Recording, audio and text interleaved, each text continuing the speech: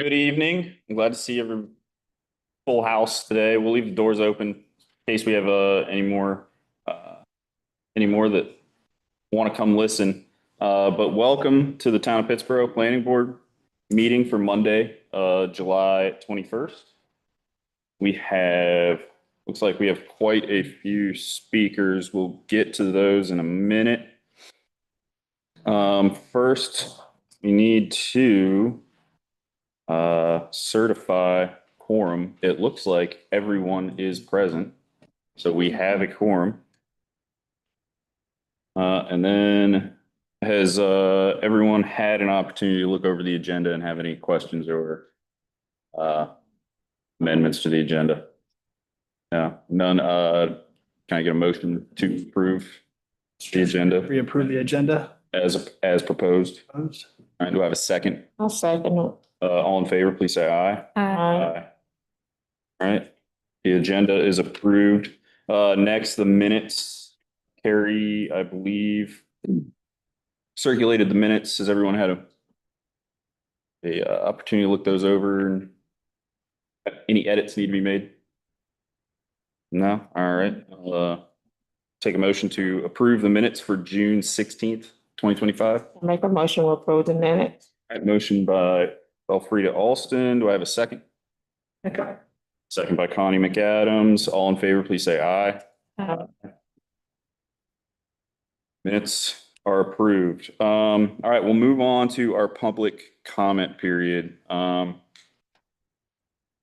We do have quite a few speakers, so we really do need to keep it to our 3 minutes here. But when you come to the podium, please state your name and address at the start of your comments. There is a time limit of 3 minutes, which will be displayed on the screen. In the interest of time and fairness, it is the board's policy not to respond directly to comments during this period.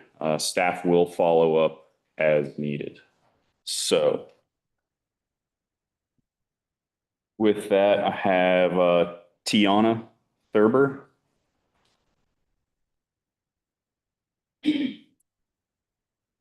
And did I pronounce that correctly? Yes, Tiana Thurber. Hi, my name is Tiana Thurber and I live in Pittsboro, 120 Hank Street. I know a lot of you in here. I will make this as quick as I can. My name is Tiana. I'm a small business owner in town and a resident of Pittsboro. And my store was one of many that flooded during Chatham. I lost inventory, income, time, and I'm still recovering. My store is still closed. This flood was more than a natural disaster. It was a wake-up call and a warning. Our infrastructure isn't ready for the pace of development we're seeing, and that's why I'm asking the board to revisit the Chatham Park Small Area Plan. Thank you. Thank you, Ms. Tiana. We have Ms. Joy Hewitt.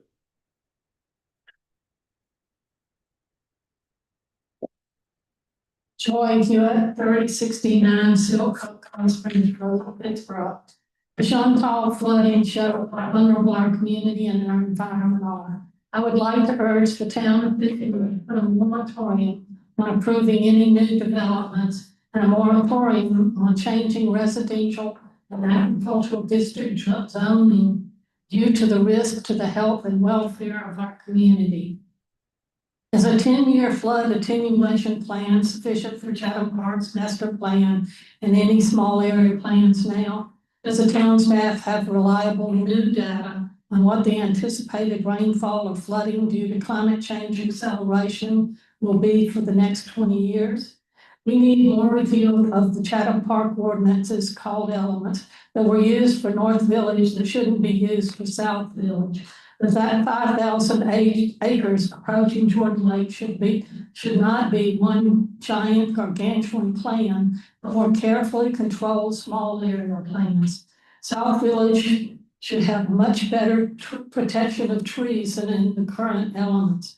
Chatham Park small area plans included a tree protection area that should not be used again. The requirement for tree coverage percentages allows less trees in the residential mixed use or commercial districts by moving those trees percentages to TPAs and buffers. This diversion of coverage is very problematic. Can the planning board or town staff look into more tree canopy and less bulldozing and clear cutting of acreage, and more stands of existing trees be saved?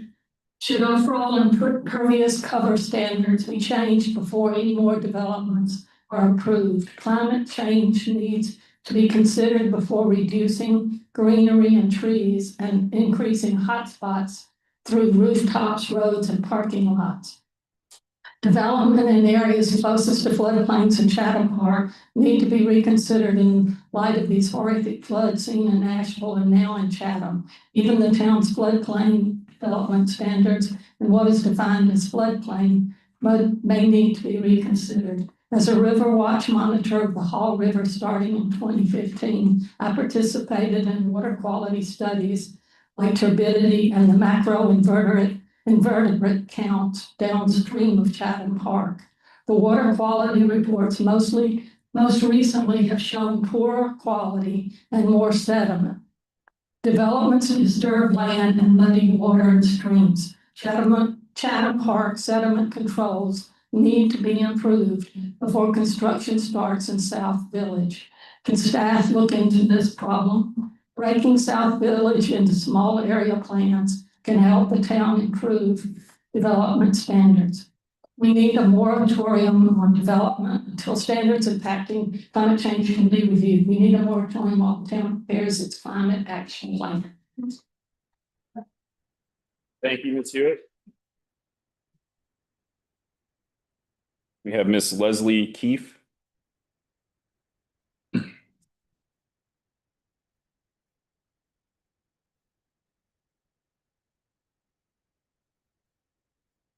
Good evening, all.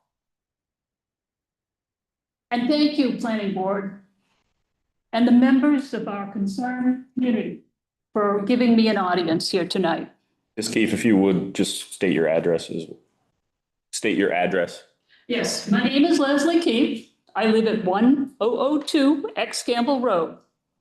And the reason I'm here tonight is to ask the Planning Board to reconsider the rezoning proposal for the 8 acres on the corner of X Campbell and 87 that was planned to be developed. The red zone area here involves mostly my property, which is on both sides of X Campbell and both sides of 64 bypass.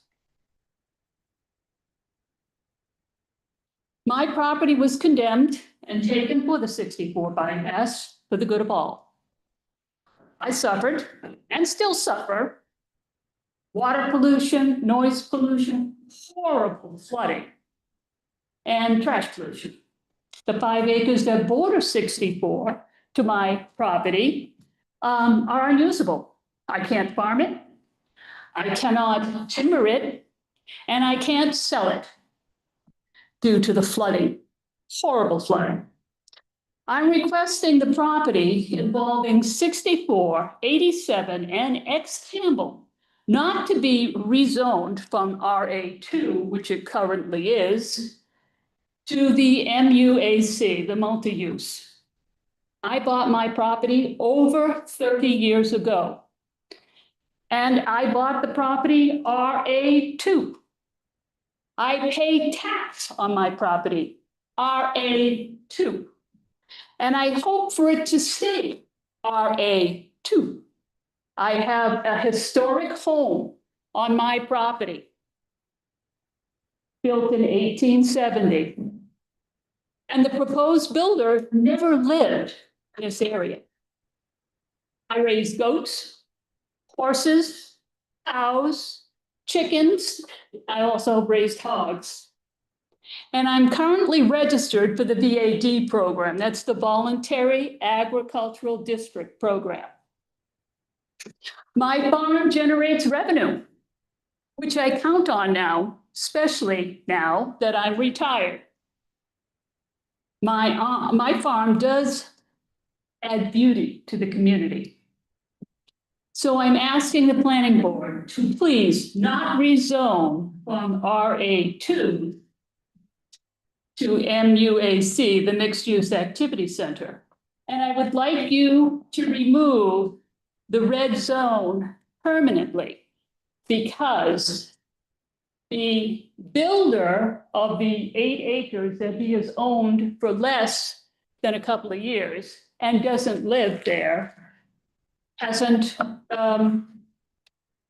proceeded any further. He hasn't withdrawn. So I'm asking the planning board to please remove this red zone so the sword of Damocles is not on my shoulders anymore. And I want to thank everyone for their concern, cooperation, and if anyone else here agrees with me or wants to ask the planning board to remove the red zone, please stand up so everyone knows who's involved. Thank you all for your time. Thank you, Ms. Keefe. We have Maura Dillon.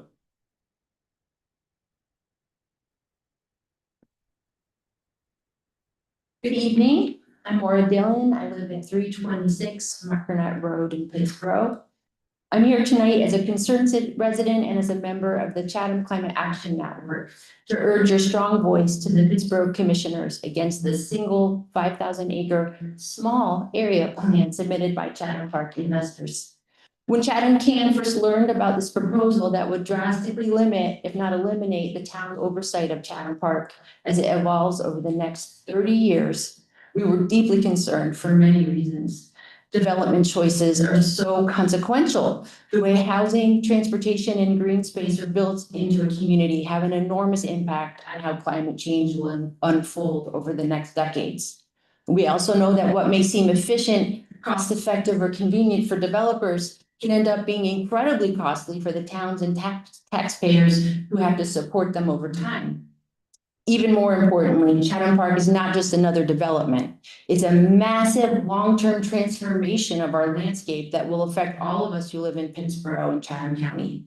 We have serious concerns about traffic, stormwater management, affordable housing, loss of tree cover, greenhouse gas emissions, and the long-term fiscal impacts on our community. But perhaps what has troubled us the most is how this proposal undermines the very foundation of public participation. It feels to us like a power grab, one that strips away the mechanisms of flexibility, transparency, and community input that were built into the town's original vision for their oversight. When we started to speak with others about this, we discovered that many residents share these concerns, but don't think there is any change in it. Many believe the town has already surrendered its influence over Chatham Park and that nothing more can be modified or changed. But you on the planning board know this is not entirely true. While some aspects of Chatham Park have been approved and can't be renegotiated, there are still key decisions to be made if the town stays engaged through the smaller area planning process. That's why Chatham Can drafted a petition asking the town to uphold its original commitment to multiple phased small area plans. This approach ensures thoughtful oversight, ongoing public engagement, and real accountability over time. To date, nearly 1,000 people have signed on in support, and we continue to get more signatures every day. This is just in the last month. We were getting lots of people interested. Other members of our group are going to read a few of the comments we've gotten in response to the petition, highlighting concerns that the public has shared with us. This is a very important moment. You can ensure that people's voices continue to matter in shaping the future of Pittsboro and Chatham County by recommending that the Board of Commissioners vote no on this proposal. Thank you. Thank you, Ms. Dillon. We have Vicky Atkinson. Good evening. I'm Vicki Atkinson. My address is 361 Washington Ridge, Chapel Hill. I emailed each of you about my concerns, so I'm only going to highlight one tonight. And I also want to recognize people who are not planning to speak, but who are here because they signed the petition or because they oppose the change to the massive small area plan. If you would stand.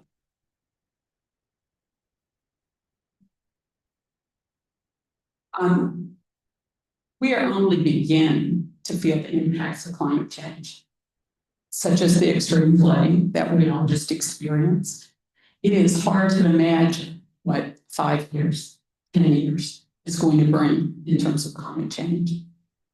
My overriding concern is that local officials chosen by us, the voters, maintain oversight of this massive development that will unfold over decades.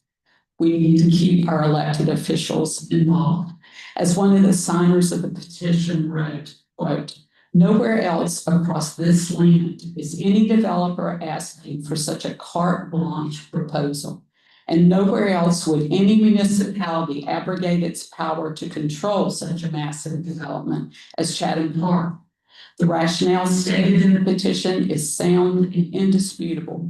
This should be a slam dunk rejection by our elected public servants." Thank you.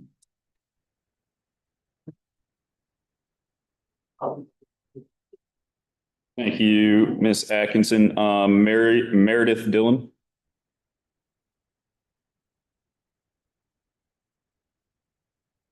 Hello, I'm Meredith Dillon. I live at 1570 Lister Road, Chapel Hill. The following comment was made by someone who signed our Chatham Climate Action Network petition. Chatham Park needs to be watched carefully going forward. We have lived in Pittsboro for over 25 years, and once the development started, an entire section of forest across from our home was clear-cut, now providing us with a lack of drainage, producing knee-high rivers appearing in our yard during storms, and massive property damages from erosion. They are killing the soul of Pittsboro and have already done an amazing job destroying our beautiful land and give nothing back to our community besides cookie-cutter sectioned-off developments bordering our rivers, more traffic, and industrial runoff for our aquifers to try to soak up. It's honestly made my family consider finally moving, as the Pittsboro we fell in love with is over. Once Disney builds Asteria with its year-round Avatar Blue Lake and facilities, parks and properties limited to multi-millionaire Disney home buyers who want Mickey Mouse doorknobs, I sadly no longer have much hope. Another person wrote, "Pittsboro needs responsible growth and intelligent planning to manage resources. A blanket proposal from Chatham Park for 5,000 acres is not how their growth should be addressed. Small-scale projects should be reviewed, discussed, approved, and then developed." Thank you. Thank you, Ms. Dillon. I have Lenore Yager. I am Lenore Yarger from 3355 Woody Store Road, Siler City. 2 weeks ago on July 6th, my family and I were driving home from a loved one's funeral. We made multiple attempts to reach our home, but were set back by tornado warnings and fallen trees. Finally, about 3 miles from home, rushing water swept our car off the road and up against a small tree. We were trapped for several hours while rescue workers, at risk to their own safety and well-being, worked to save us. Thankfully, we all survived unharmed. Chantal was only the most recent, and for me, the most personal and terrifying indication that we are in a climate crisis. It caught us all off guard and has highlighted the seriousness of what we are facing. Chantal gives us the opportunity to stop and assess our preparedness for other storms and the potential flooding that comes with them.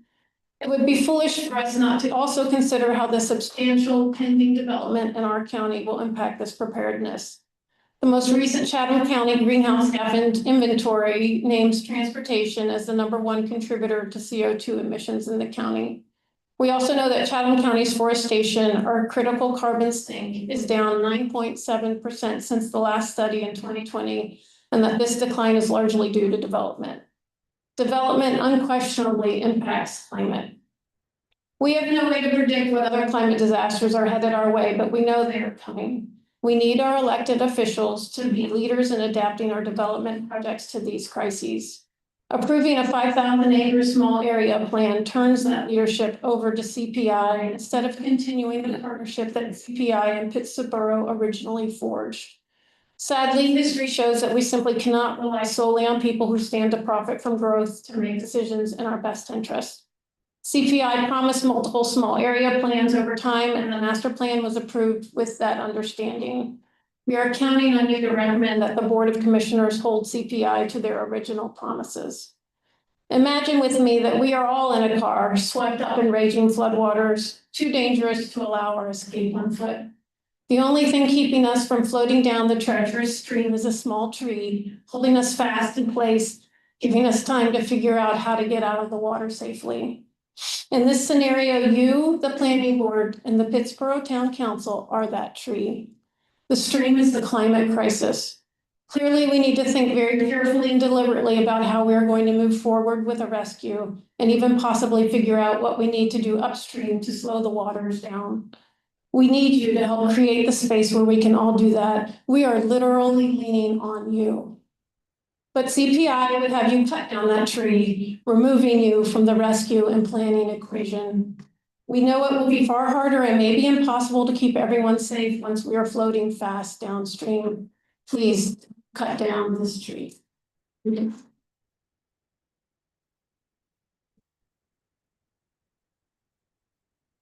Thank you, Ms. Yarger. We have Alex Loops. No Alex Loops. We'll move on to Dawn Saunders.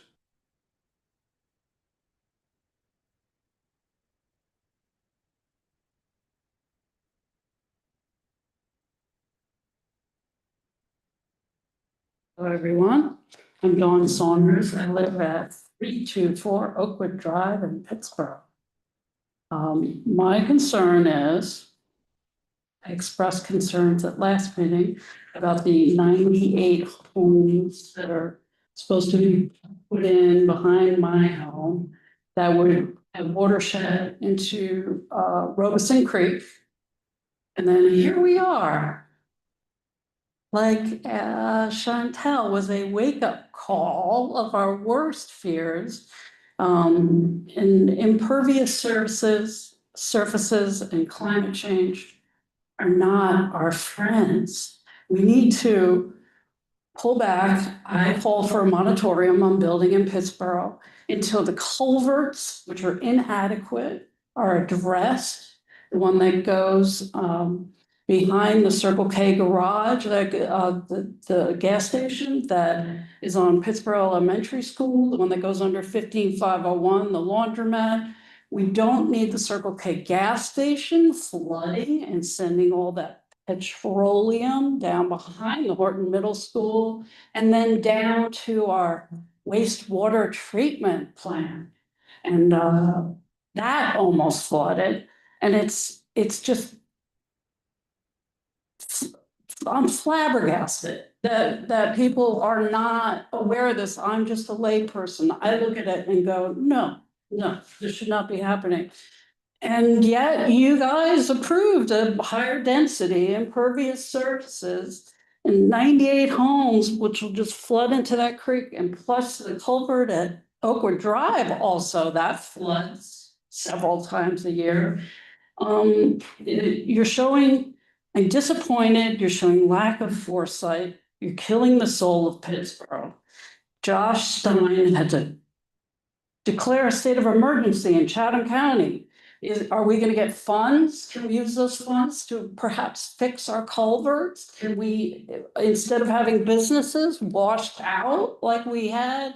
Anyway, I call for a moratorium on building until we can fully address this subject. Thank you.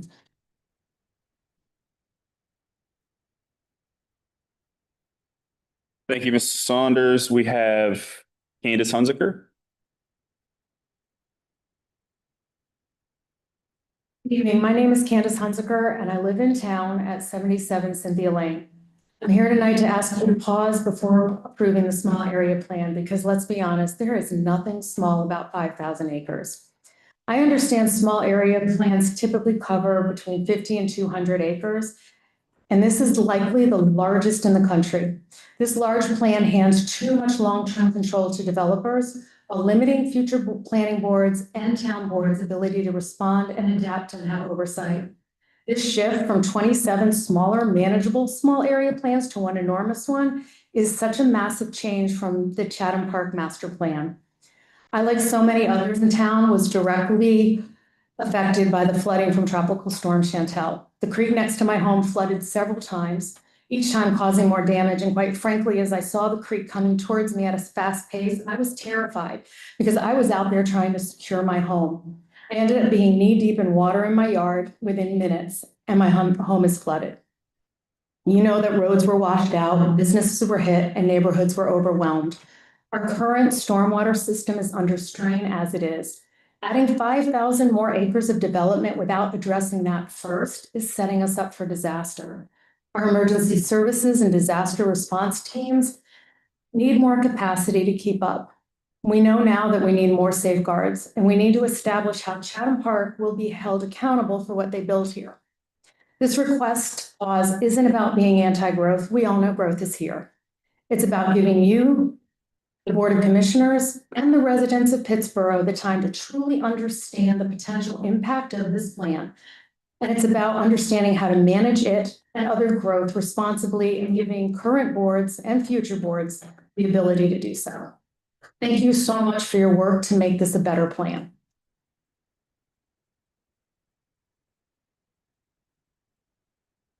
Thank you, Ms. Hunziker. We have Carol Hewitt.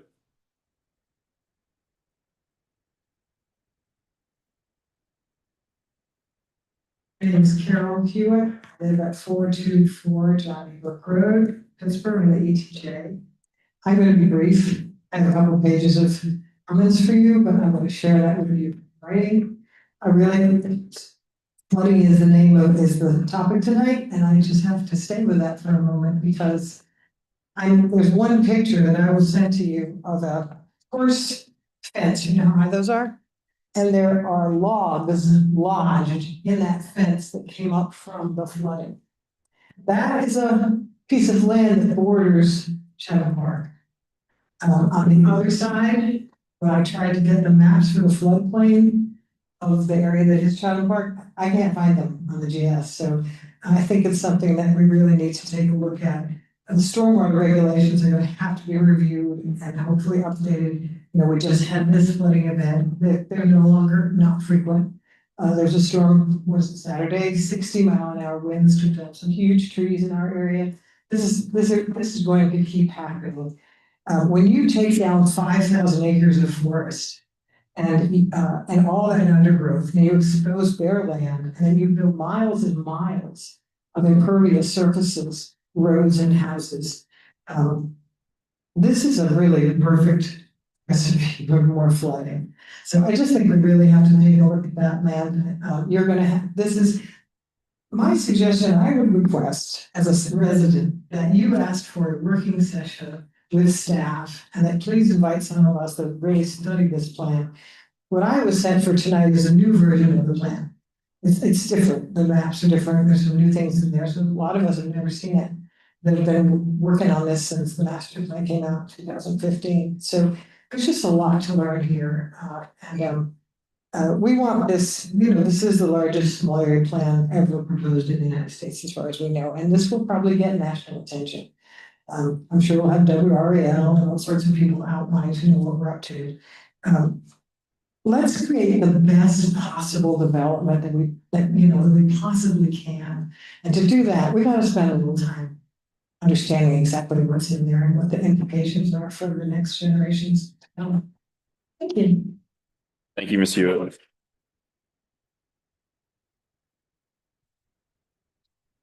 We have Mark Hewitt.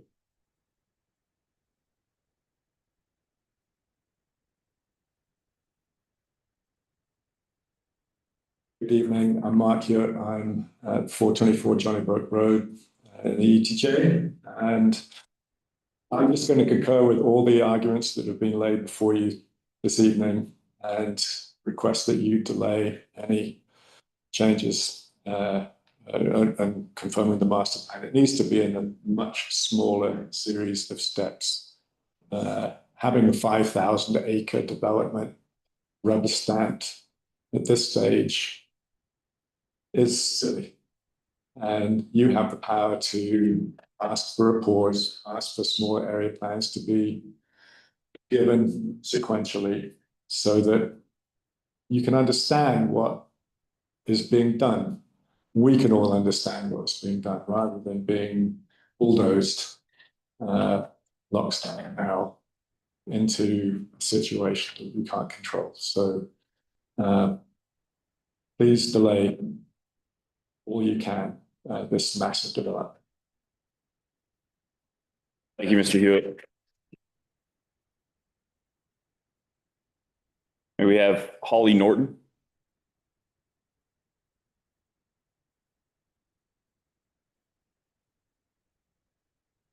Good evening. My name is Holly Norton and I live at 75 Cedar Run. My 2-acre parcel backs up to Leslie's farm, where 64 and 87 come together. Until May, for 5.5 years, I had a preschool on my property, a permanent preschool. And my little would all come in the morning and say to me, Miss Holly, the baby goats got out of the fence. And it was so exciting. And I saw her animals all the time. I wonder if I was to continue with my preschool, what they would say 4 years from now. Miss Holly, look at the big 18-wheeler. Miss Holly, look at the hotel. These are the things that Greg and Paul Stafford want to put there across from Leslie's farm. It is so inappropriate. So I'm asking you tonight to please consider ending the red zone in that area. It's just not appropriate. There are other places where you could put things like that. Also, long, far away, I lived in another state and I was the contractor. And it seems like everywhere else in the United States, the contractors and the builders bring their plans to the planning board, the county commissioner, whoever is in charge, and say, this is what we like to do. And the town says, this is our vision. We would like your plans to meet our vision.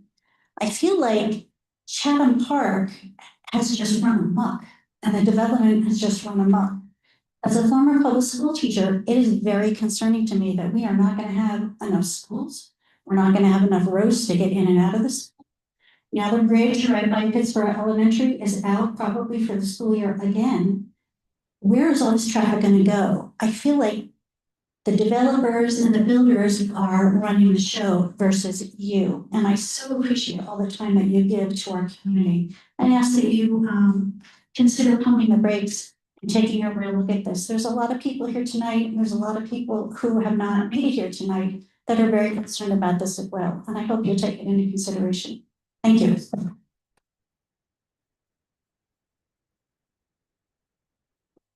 Thank you, Ms. Norton. We have Steve Berlato. Sorry. Hi, everyone. I live at 323 Hanks Chapel Road. It's directly south of the new water treatment plant. And there's a little creek there, tributary to Robeson Creek. I got really flooded bad. My house was safe, so everything's good. But my property went 4 feet under. About 9 o'clock at night, I gave up looking at the waters coming up and we went to bed. And I thought, oh, we'll be able to get out of the house, if the water gets too high. I didn't realize then, I didn't go out into the water to see how deep it actually was. We wouldn't have been able to escape. I'm really concerned about not just the plans that you're going to be approving, but the implementation of those plans. Now, I looked at Google Maps to see what was going on and why my property flooded so badly, which I've never seen it flood like that in the past. And I think it's probably the 1,500 acres that are being cleared for Disney. There's also the hospital clearing. Anyway, it's all directly above my little tributary. It all feeds right into it. So they don't have any, maybe, I don't know. I don't think they have the stormwater ponds up yet. So they cleared this massive amount of land, and all that water is just running rampant. It's not being absorbed into the ground. So I'm asking to be careful with the plans you approve, but also how they implement those plans. What happens to the neighborhood while everything's under construction? Thank you. You, Ms. Berlato.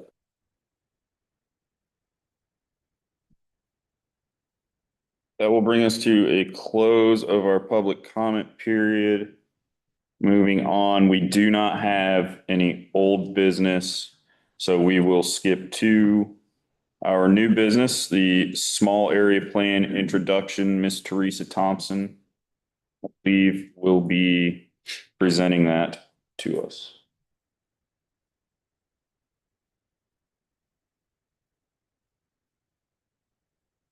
Good evening, Teresa Thompson, Assistant Planning Director. Tonight we have Chatham Parks Representative Chuck Smith, who requested to present an overview of the proposed South Village Small Area Plan. The plan is not in your packets tonight.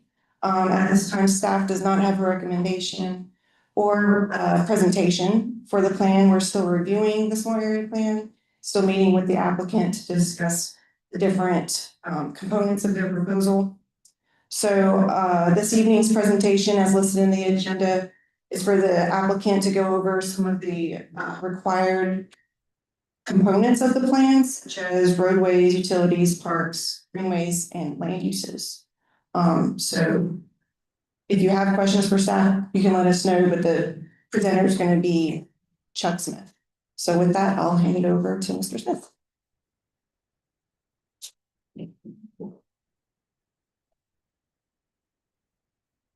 Thanks, Teresa.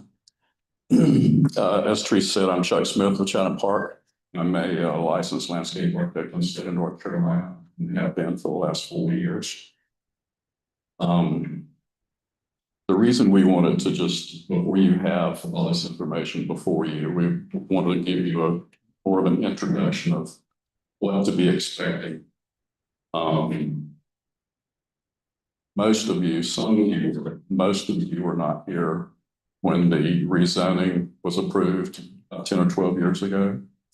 Most of you were not here when the additional elements were approved. That was a continuation of the zoning ordinance.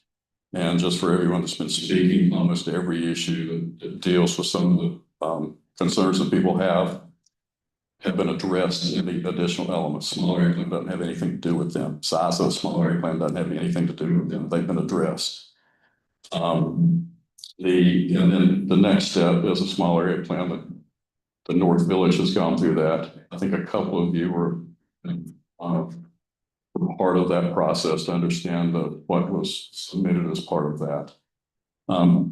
So I just wanted to get that clear first of all. Secondly, if you've got questions, please don't wait till we'll have a time that you can ask questions if you'd like, but ask as we go. It'll be easier to deal with them right when something's been said or when you've got a thought rather than 20 minutes later or something, if you would. As I said, Chatham Park came along about 12 years or so ago. I think the zoning was moved in 2015. This was at a time when Pittsburgh had been out of sewer for about 12 or so years prior to that. I don't know if they were using the word moratorium, but there was no sewer. And as a result, there was really no development. Sewer, the provision of utilities didn't allow development to occur. None of that was occurring, or none of that was, those resources were not there, so development was not occurring. And then therefore the need to be looking at things like a transportation plan or making sure your sewer capacity meets development, the pace of development, whether your park system is in place to take on that number of people. Those things, because there was no development, those things have not really been taking place. There was a land use plan. There was a zoning code, but it was outdated. Transportation plan was done in 2011, so very out of date. And then Chatham Park comes along. And so all of a sudden, there is definitely a need to be looking at those kind of comprehensive plan issues that usually go along with the development of a town land use plan. And so with that, issues like parks and greenways and open spaces, stormwater and water quality, the physical impact of growth and what it costs to extend services, that you need to know that development is paying for itself. All those things had to take place. Affordable housing was a topic that's been more of a concern, obviously, as we've gone through time and watched what the cost of housing and the cost of construction has taken on. Much more difficult for anyone to be able to afford living around here. But again, we spent, and some of these things, I mean, where I'm hearing, we spent over 4 years, including the public processes, looking at tree protection, looking at stormwater, looking at open space, looking at all these things. Some of the people that have spoken have been part of that. But you would think that none of this ever took place. The small area plan does not open up the ability to talk about, let's talk about trees again, or let's talk about stormwater again. The elements do that. And so if the town, we have an agreement that annually we come in to look at those, at the elements, just to see if things are outdated. I've got someone, obviously we've got someone here tonight to speak about stormwater because it's been such a concern recently. When you have a 10-inch storm in 6 hours, that is not something any town or any system is going to be designed to that standard. You will never do that. You can't afford to do that from an infrastructure providing that kind of infrastructure system in place. But we'll talk more about that in a minute. So what we've got tonight really for you is that what has not taken place within all of those looks at the additional elements and looks at the zoning itself has been more of a regional look at the larger issues like transportation, like water, like sewer, like the park system. Looking if you have a public facilities, have you got enough fire stations, things like that. So there was a gap in that, since many times when a town is more mature, it is way beyond where Pittsburgh is right now, or any town of this size. Those planning efforts take place and they become more robust, and you start seeing the results of those. But since that has not happened here, we've had to take on a good bit of that ourselves, and then we've been working with the town over the past number of years, looking at those and looking at what works, what hasn't worked. A lot of the, I just want to say too, a lot of when people are talking about stormwater concerns, a lot of what's been going on deals with more of erosion control devices.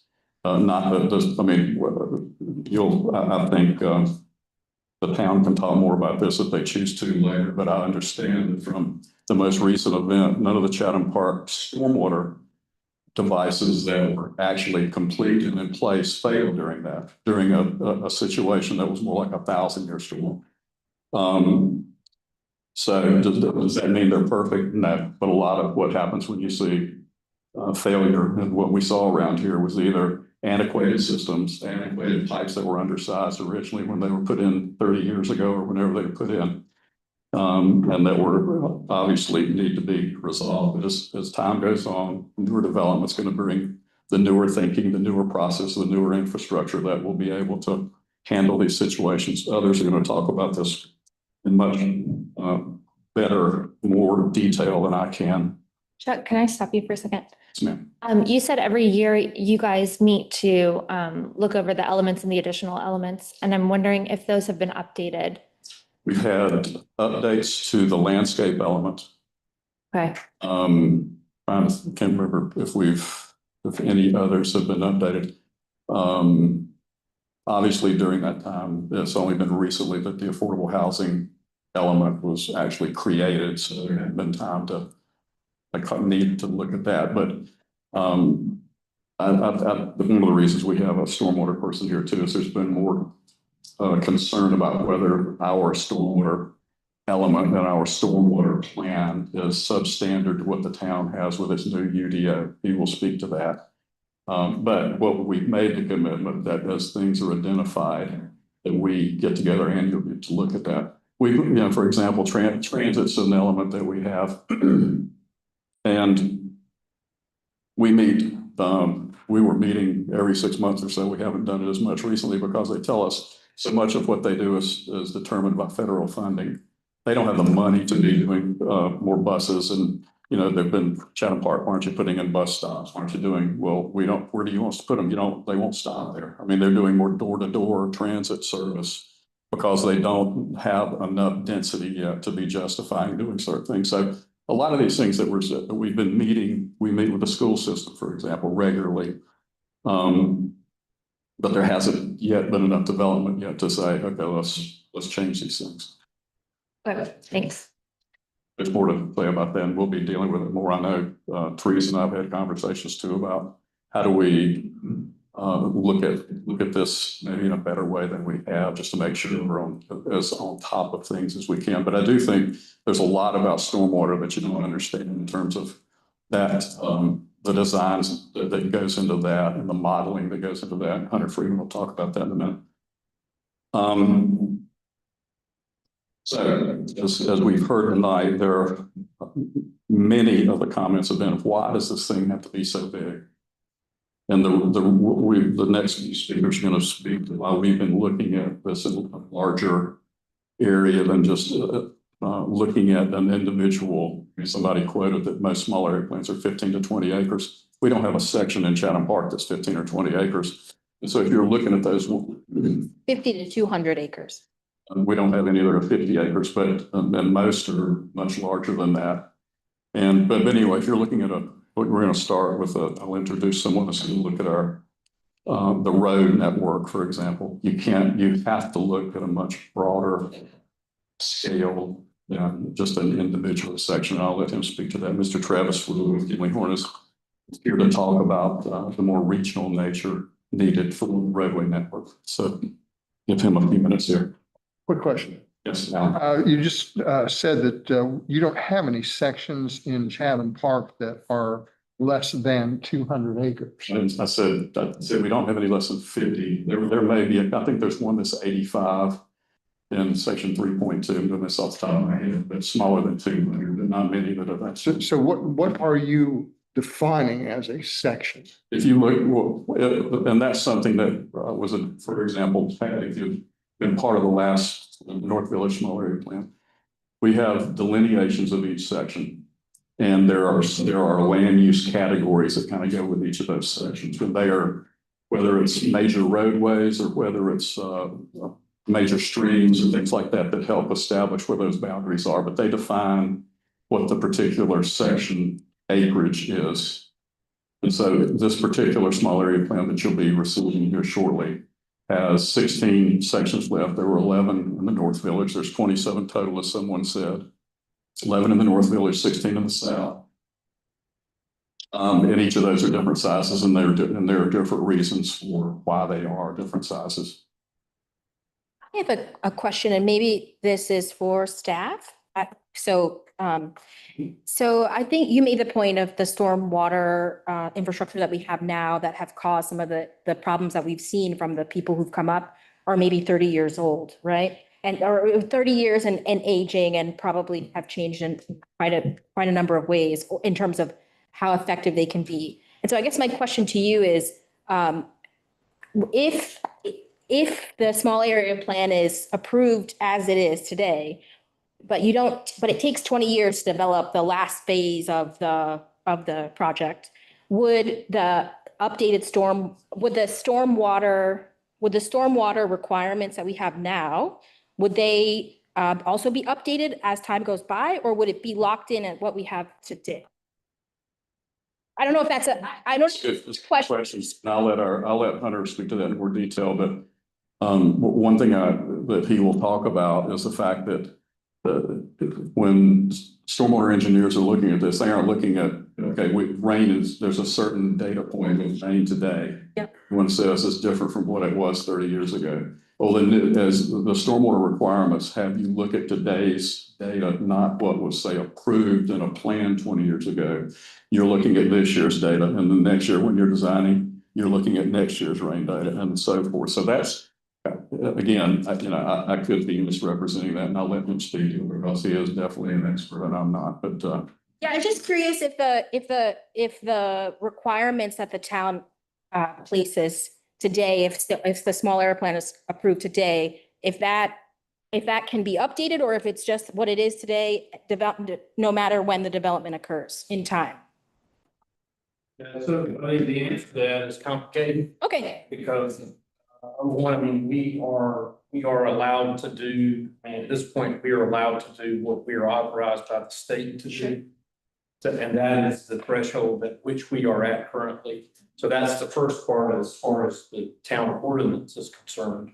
The other part of that is, as Clint was talking about, is the stormwater element. There certainly is, he talked about, I think, a board member talked about, and this process of periodically reviewing the elements. So, certainly, those type of things can occur, but it's important to keep in mind it will, at least for the foreseeable future, it will be within the framework that we are allowed to operate, as a local government. And right now, we are at the limit of that. So we are, considering, how to enhance that or look at that in a different way in the future. But currently, we're at the limit of what we can. Thank you. What you think? Ken? Yeah, question for you. So, and we've been talking about, a review of the elements, okay, which is great, but what is the ability then of the town to go beyond just a review and impose certain things? Yeah, that's what I was alluding to as far as the, that regulatory framework that we can do what we're able to do by the general statutes. And that is, currently what the limit that's in our ordinances. So right now, we could not unilaterally increase that without seeking legislative authority to do that. Okay, so in other words, then, basically, we're talking about a grandfathered structure. That once something is approved, then everything that would transpire beyond that would be grandfathered in if ordinances would change, regulations would change, et cetera. Yeah, I'm not altogether sure. I would need to consult with planning colleagues or attorneys about the grandfathering, element of that. But outside of, I think Chuck's description of the data changing from year to year and over years, I mean, that has an effect of increasing requirements, but not through a regulatory process, just through the experience and, the storms per se. Yeah. But I would need to get back to you about the grandfather. Okay. We're happy to do that. All right, thank you. In a way to follow up that question. So just for like my simple brain, if I said, or if the regulatory requirements say we have to have 10 trees per house, right? And that's what today 2025 says. But in 2065, they say you have to have 50 trees per house. Would the small area plan that we approved today only require 10 trees per house, or would it change based on when the development occurs in 20 years? I don't know if that made sense, but. Yeah, this is better just to answer that. I think this is a more complicated. More complicated. There's more to this than. Okay. The small area plan doesn't know if do with the trees. Clearly, I'm just in terms of my understanding of how. I understand you consult with the town, but is that a consultation, or is it these are our new processes and procedures and therefore you must comply? Or is it more like we're consulting with each other? I guess, and that's. It hasn't been my brain. material. I mean, one example, I can only think of one example that the small area plan dealt with. For example, I'm sorry, you can keep coming up here. But the length of a driveway, for example, and the parking spaces are 18 feet deep. We originally had small area plans that said the depth of the driveway ought to be 18 feet from the sidewalk to the garage door. Town said people are, first of all, like some space from the front of the vehicle to the door itself rather than butting up against the door. We've increased that to 20 feet as an example. That's a small example, but it's an example of where they bring problems or we actually can bring things to and we're working together. It's an iterative process, and that's why let's get together every year to talk about these things, because it is important and obviously we're well aware things change as we go through time, but anyway. Thank you. If we could, Chuck, get Mr. Freeman up here, I think. There's storm Hearing from here, yes, please. If we could hear from him, it be the main topic tonight. might be able to clear up a lot of the questions that we have.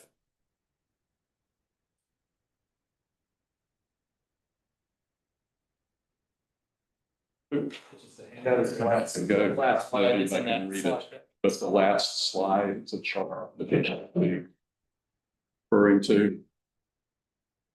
So this, I guess the probably smart is to start with, well, first an intro. I'm Hunter Freeman. I'm the stormwater administrator for Chatham Park, which is defined in the master plan as sort of a liaison between Chatham Park and town staff and developer applicants. So I do review all the plans that come in. I do a triage, make sure they're sufficient and at least pass the first bar before they go to town staff for review. And make sure that we've done a check to make sure they meet all the master plan requirements. And there's some other larger watershed scale analysis that I have to do to make sure that any particular development within the scale of a larger watershed area still meets the commitment that's in the master plan. So I'll jump around a little bit, but to go to your question, and I think it is technical, but it was well introduced by Chuck and town staff that there can be two different things. We can have standards in here, and on this summary chart, you'll see things referred to as, say, a 10-year storm. Now, that's a probability.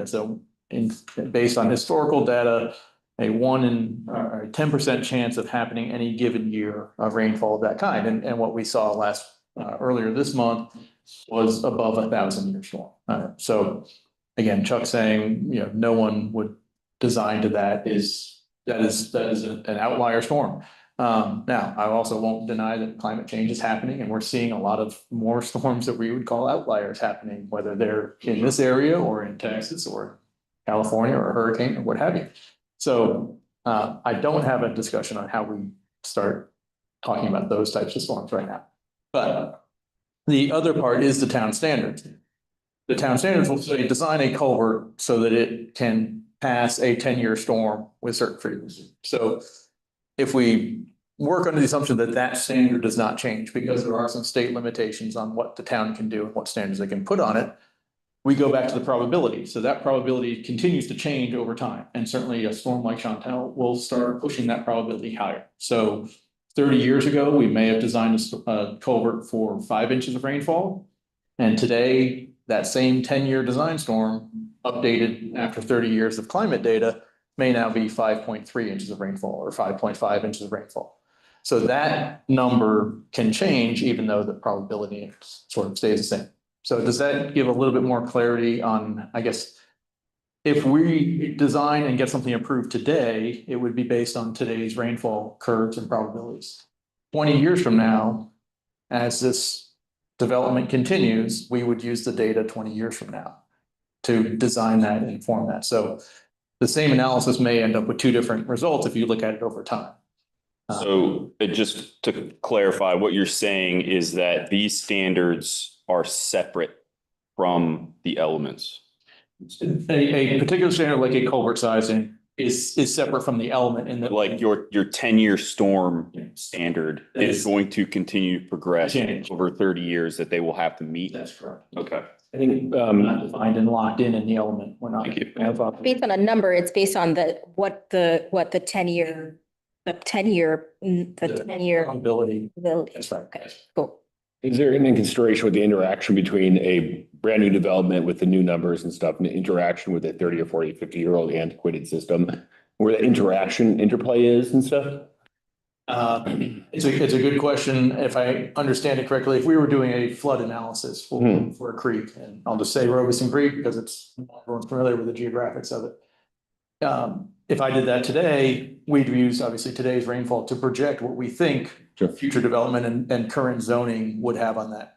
20 years from now, we'll have the advantage of knowing a little bit more specifics of what actually was built there. And those are easier to lock down and refine. So that model could be different 20 years from now, not just because of the rainfall depths, but because of the familiarity and the certainty of the land use that's been built within that watershed. Or maybe perhaps outside that watershed or like within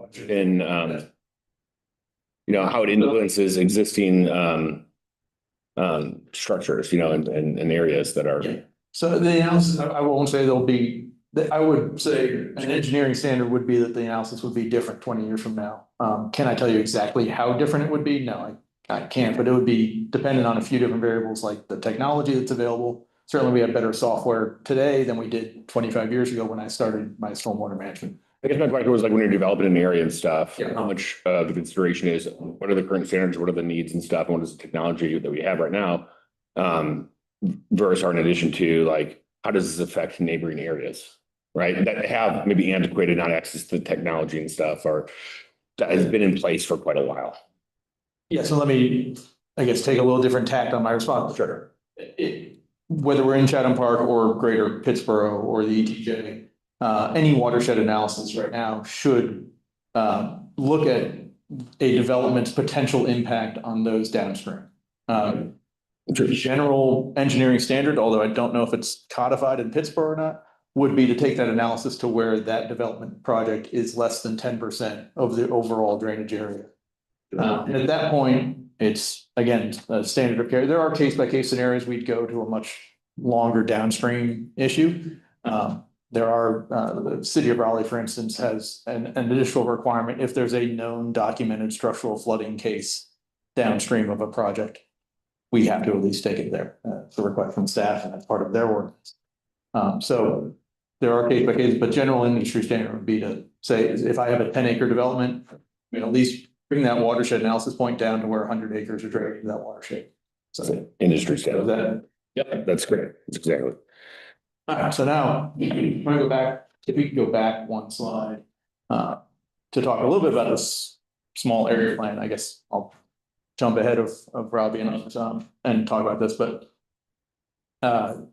as Chuck mentioned, this is not a change to the master stormwater element. So we're inheriting or continuing many of the same policies and practices and commitments that we made in the original master plan. The stormwater analysis differs from the sections that you'll hear about later in that we follow the natural watershed boundaries. We don't follow a planning district or a zoning line or a road network. All of the stormwater analysis is based off of the natural topography that's out there now. We've taken an initial shot at subdividing these watersheds because the master plan requires the Chatham Park meet certain standards on a sub-watershed scale. Generally, and I'll use the North Village as an example, we like to keep those under 100 acres in size. So if we end up with a very large sub-watershed, and I should back up one second. A sub-watershed is defined, we originally start with where a stream leaves Chatham Park's property. And then we define the watershed upstream of that. And that becomes our watershed analysis point. So there are some areas in North Village that drain to the Haw River and upstream of a certain point where water's leaving Chatham Park's property, we might have had 200 acres originally. As development comes into there, we then chop that up so it's a smaller, more manageable size, but also more representative size. Because what we don't want to have is a situation where if we started with 200 acres and we're only developing 5 acres, we may be able to maintain our watershed score, which is a commitment in the master plan, without really having to do anything. And that's not the point. We want every site that's developed in Chatham Park to bear some weight of meeting these overall watershed goals. We do have an exceptional scoring system. That's just what it's called. Not using that adjective, but the exceptional design scoring system. And what that does is prioritizes preservation of existing critical natural resources. So that's our streams, our buffers, our floodplains, our steep slopes, and our tree coverage. So impacts to those ding Chatham Park the most on that score. The more we can protect those, the better off we are. And then we look at the development plans and we analyze how much impervious cover and then how much flood protection, how much water quality improvement are done by the measures we're building. And all of those come together to generate a score that we're held to a minimum. So we're applying those same standards to the South Village small area plan. Again, these areas may be further divvied up to have smaller, more manageable spots to do that. But we feel like that stormwater management approach has worked well thus far in the 10 years that we've been building. We, as Chuck mentioned, the devices that are built and completed did fare relatively well. Obviously, we have some small maintenance issues to manage after a rainfall of that size. That would be fully expected and is being handled. But we didn't have any major issues, so we feel like the comprehensive nature of our requirements and that scoring system are holding up pretty well to both the changes in development and changes in land use, as well as the changes in the climate and the rainfall. I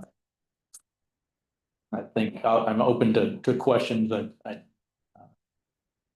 can come back after if there are more stormwater questions, but if there are questions about the specific stormwater standards, again, that's all handled by the stormwater master. I have a question about when the stormwater places are put in during the development. Someone had brought up that there was a bunch of land cleared, and when do those go in to help manage runoff? So yes, when development initially begins, obviously, when you see the clearing and that at that stage, we've generally got erosion control devices in. Those are reviewed and approved by Chatham County and held to the Chatham County erosion control standards. Now, each development will be a slightly different timeline, but at some point those are converted into the permanent stormwater devices. Or generally, we try to use the same area of the site for both because it's where water is going naturally, and it just means we're not moving dirt as often. So they will evolve over time. Generally, we'll get the volume of storage we need, and then it's really late in the construction process that they're fully converted and put into the full permanent stormwater control scenario. So on the summary sheet that you have in front of you, when you see things like the flood control standard and the water quality standard, those are the permanent long-term device requirements. So those standards would generally be finalized late in the process. But during erosion control, there is also a pre-continuation or flood control standard that is slightly different than that. Robbie, I don't know the exact requirement for. So the 25-year storm for a disturbed site is held and detained for erosion control purposes. So there's a point at which those are converted over, but it's generally, we don't certify those until just prior to issuance of certificates of occupancy or a final closeout of a project. But there are measures, I want to stress, there are measures in place throughout construction. It's not as though we go from nothing to final in the very last step. When you say devices, could you just give some examples of the devices? Yeah, so the stormwater control measures, which are either detention ponds. We built in Chatham Park, we've got a number of detention ponds. We've got a number of stormwater wetlands, which are also a basin, but with more wetland vegetation in it. We use a lot of bioretention cells, which are a small bowl, of storage at the top level, but then about 3 feet of sand, engineered sand media that the water filters through before being discharged. And oftentimes those have an internal water storage, again, to try to mimic the infiltration properties of the natural soil. Those are the 3 most frequent ones we use. We do have some rainwater harvesting systems. We do have some underground storage, and we have some permeable pavement that has been put in. And would you say, and I understand that this varies from project to project, but from the clear cut to having a temporary device in place, what kind of timeline is that typically? The devices, the first phase of those devices should be in place before the clear cutting. Okay. That's part of our erosion control sequence. I guess pass it back to Dr. Pass it back to me. Oh, yeah. If you want to go to the last slide, just to give you a quick summary. So this is a comparison table of, on the left-hand column are the master plan commitments. And then I say old Town of Pittsburgh ordinance, which is the one that was in effect at the time of master plan approval. And then the new or current UDO requirements. And then the 3 on the right are watershed protection standards, or the Jordan Lake rules. Much of that has been suspended by the General Assembly, but we still follow the nitrogen loading. So we just wanted to put this together as a quick comparison. We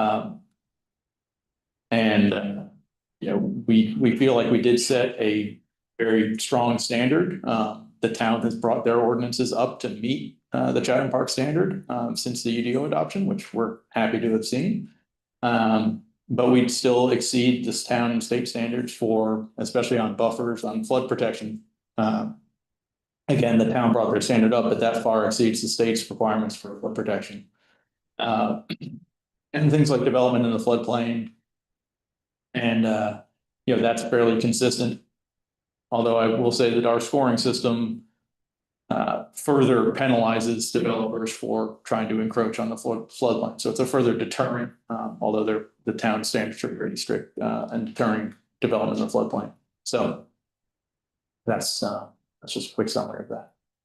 Thank you. I've got a quick question for you. Is there anything you do in the planning of stormwater, wastewater, stormwater, to over time that would be, you stated that you'd have more information over time to make a better decision about future projects. Is there something that you're doing now that would be somehow hindered by not doing it now as far as your planning?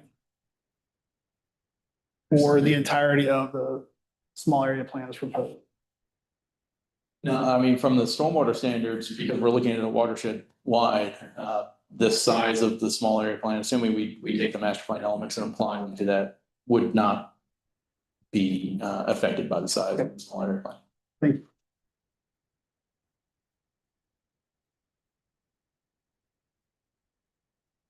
And with Marie Travis up here, Charity, I wanted to correct or update. Robbie reminded me that we have amended the open space element. That's one other one. And then we've also, should have done this, at the town's request, we revised the affordable housing element. So both of those in landscape, I think of the three that have been revised already. Because issues came up later, as issues come up, that's what we talk about. Now, to talk about the roadways, as for Kinley Point.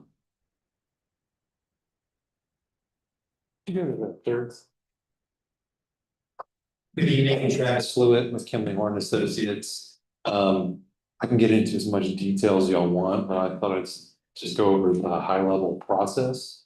First, for the small area plan, like if I do small area plan, normally when the town of Pittsburgh has a transportation plan that is last developed in, I believe, 2011, so it's getting a little old. Normally, this is something municipalities do, looking at a small area or developing a transportation plan.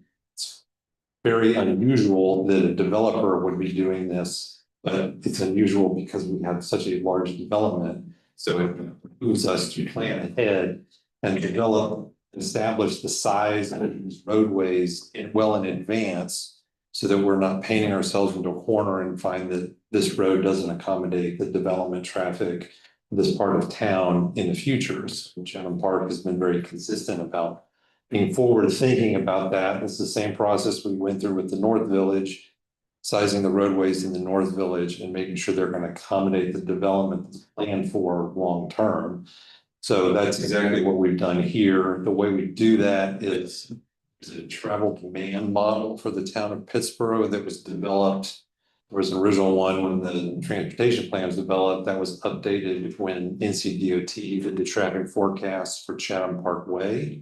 So we use that same model. It's a gravity model. You put in the projected land uses and the model figures out where everybody's going to go back and forth and which roadways they're going to use. And so we determine we're going to have this volume on this roadway. So it needs to be 4 lanes versus 2 lanes. So that's what we did for this part of town, updating the land uses based on the projections for the small area plan to establish how wide do these roadways need to be in the future to accommodate this development traffic and the traffic throughout town of Pittsburgh. Having said that, we know how big, or at least we think we know how big these roads are going to be. We're trying to do our best. But that doesn't mean we're going to be done. For each development, each piece of the South Village that comes in that's gonna generate each individual piece that will generate more than 100 peak hour trips or 1,000 daily trips. We have to do a traffic impact analysis that in coordination with the town and NCDOT that gets reviewed by the town and NCDOT to fine tune and look at specific intersections that are going to be impacted. So the small area plan just really looks at with the roadways. When we come in and do a traffic study, they're going to have to they're going to build those roadways out. We're going to look at, do we need turn lanes? How long do those turn lanes need to be? And make sure that the roadways that are in place can still accommodate the development traffic. If we have way shorted it on this and Eubanks Road needs to be 4 lanes the whole way, then Eubanks is going to need to get widened to 4 lanes the whole way. So we're trying to get out ahead of that, and that's what the purpose of the small area plan is. So I'm going to pause there and see if there are any specific questions.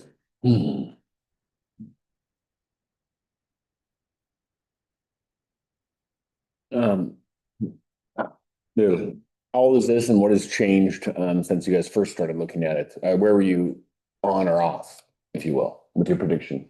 Well, so we did the model for the North Village, which is currently building out, and only time will tell how close we were. But this, the last version of this was done last year. Okay. So it's pretty up to date with what the land uses that are involved. And so we did the modeling for this, updated it. That model is currently being reviewed by the town and NCDOT. We received some comments back from the town's consultant, and we're going through those, and we'll be addressing those, coordinating with them to make sure that we've got all the I's dotted and T's crossed. Yes, none of the roads in North Village are really open yet, right? So it's time will tell, right? Or most of them. Right. Yeah. Most are not open yet. Chatham Parkway is gonna be the big game changer.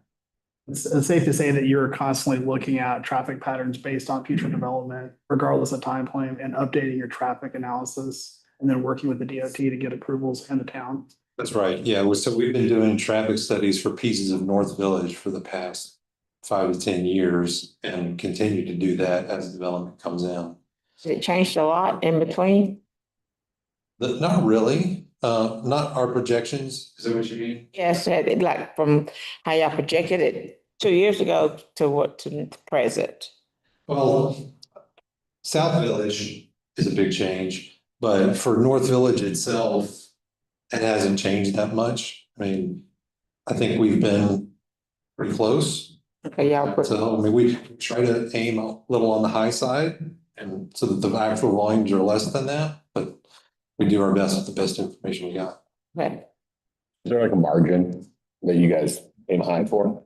I'm just curious. Well, I mean, I don't want to be double and build roads that are a lot wider than they need to be. That's going to lead to speeding. It's going to be bad in the wrong direction, but we do our best with the information we've got.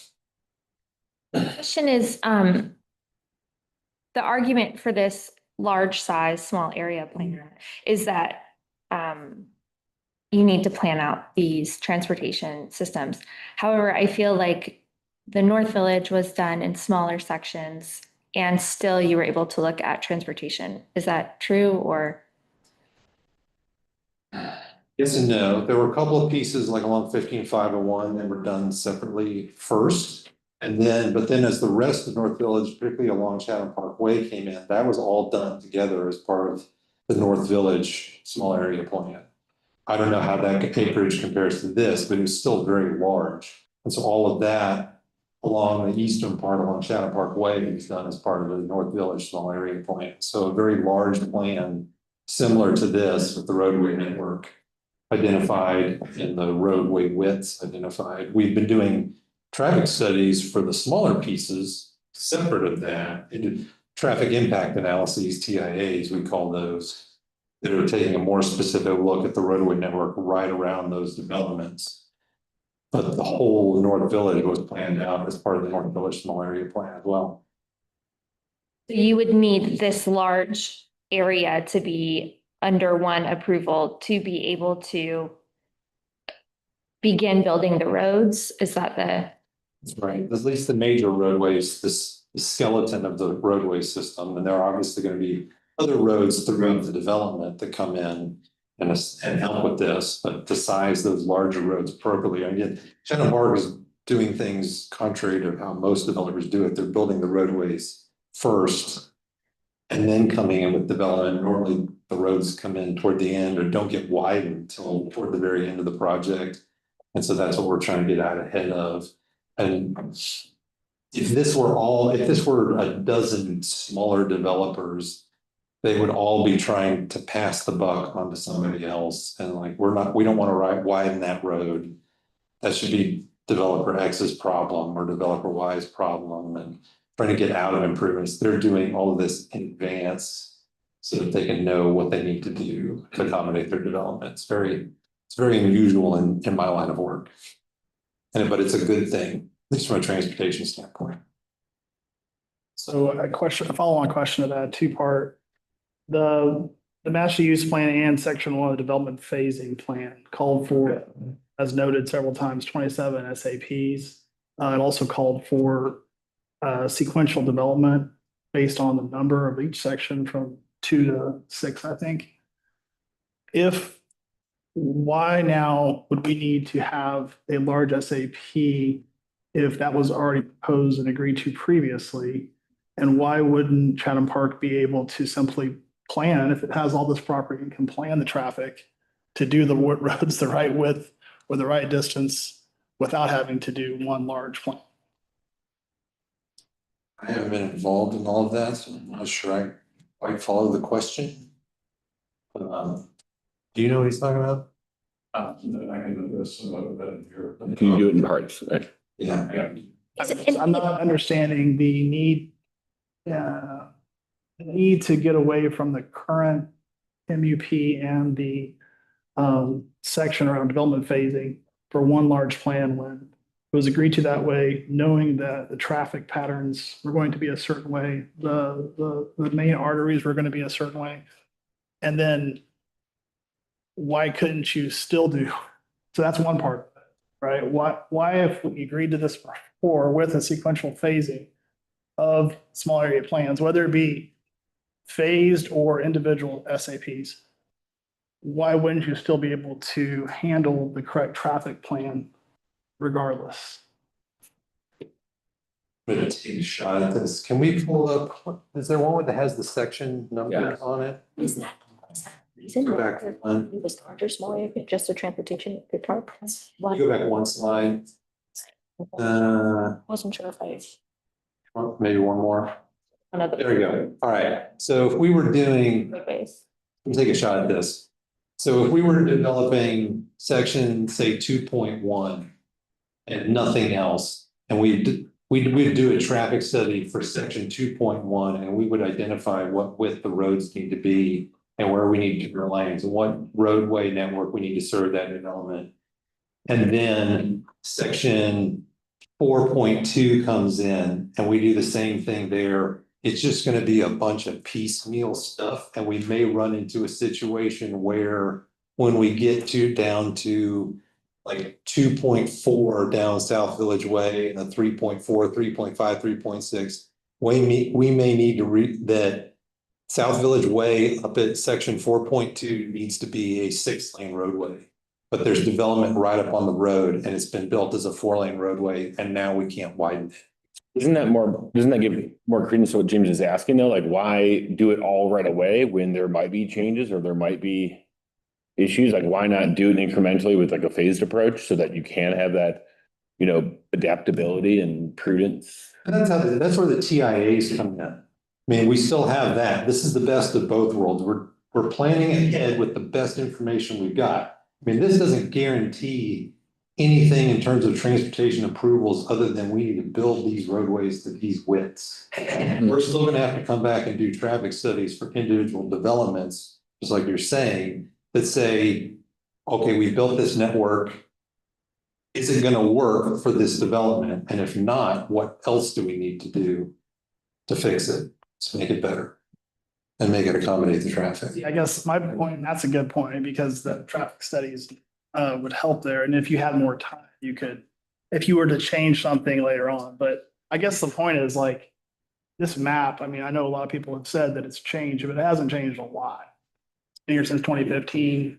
It already had a plan in place for small area plans and a phased approach through an addendum. I don't see what's changed to drive a need to do a large SAP when you already have everything you need to know to do those larger streets. And therefore, you should do them anyway, based on a phased approach. Okay, so another reason to do small area plan is when you do the transportation plan, like the current transportation plan is drawn with very fat markers on a blank piece of paper. My wife does transportation plans, so I can criticize her work. She's not here to defend herself. They don't identify streams. They don't identify topo. Like unless you can see it from space, they're not going to factor it in.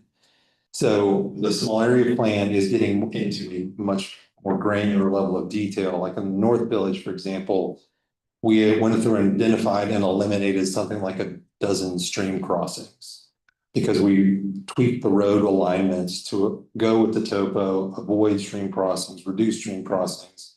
We eliminated some roads from the plan to avoid stream crossings and just make it a better plan while still providing the connectivity and access and roadway capacity that's needed to serve the development. So that's another reason to do it on a larger scale so that you don't back into like 2.1, we may build a road that's, if we follow the current transportation plan, like we eliminated the section of Eubanks Road to the north and we turned Charlie Brooks Road to go off, to stay on Chatham Park property where it was going through property owned by other people who said they didn't want the road going through their property. So we've turned it and taken it off their property, again, part of the planning process. I don't know if I'm answering your question, but I think. I don't feel like I am, but No, I just feel like there's nothing that the phased approach doesn't offer any detriment. It only, we've heard from the stormwater guy, it actually improves the situation because they can make more recent historic changes. You can make better changes to your small plans. And frankly, I see either 2 or 4 lanes. In my simple mind, it's either 2 or 4 lanes. You're gonna put 4 lanes in or you're gonna put 2 in? How hard is it to pick, right? So the arterial lanes probably aren't gonna change from, I don't know, unless you got some 6 or 8 lanes planned, possibly. try not to. I mean, the locations, are they gonna change over time because based on, so I just don't see an argument to reduce the SAP down to 1 plan. I only see benefits to have a phased approach as approved previously and in the MUP and the addendum, right? That's kind of what I'm thinking. The only other thing I'll say is, so this roadway network on this plan has some pretty significant differences from the currently approved town transportation plan. So if they were going to go in and build, I think like section 2.1, they would have to put the Charlie Brooks roadway where it's shown on the current transportation plan. And it's going to tee into property that doesn't want that road going through it and may never connect anything. So I think my response to your comment is we're trying to do both, and this may change over time. There have been changes to North Village Small Area Plan over the years. And so just because we're getting this in place now doesn't mean it can't change, doesn't mean it won't change. But we're trying to do our best to plan ahead to accommodate the development. I guess that's a follow-up question, which is, let's say it changes, or let's say there's a need for change. The town of Pittsburgh, the population of the people who live here won't have any input in that, right? Because it had already been approved in some way through the small area plan? No, it would still have to go back through, yeah. All the changes that have been, the changes to the North Village Small Area Plan had to be approved by council. Any plan is going to still have to come back. Because what we're talking about is the public roadway network. Now, if they want to change a private road through the development, that doesn't need to go through. But if they want to change the alignment of Eubanks Road as shown on this plan, let's say this gets approved, if they want to change that alignment least significantly, not like 20 feet here or there. It needs to go back through town council. Still go, okay. And can you like improve the alignment of the roads, but not one massive plan? I mean, just say like the alignment of the road stays the same regardless if it's one small area plan or multiple area plans? That makes. I think we're getting at Okay, sorry. what we're trying to get here as far as just the information about what roads, what we're looking at as far as traffic and roads. If we could try to keep on keeping it to safety and welfare. The question is, why is it in fit? And that's fair. Why is it so big? And then roadways, so that's in the related.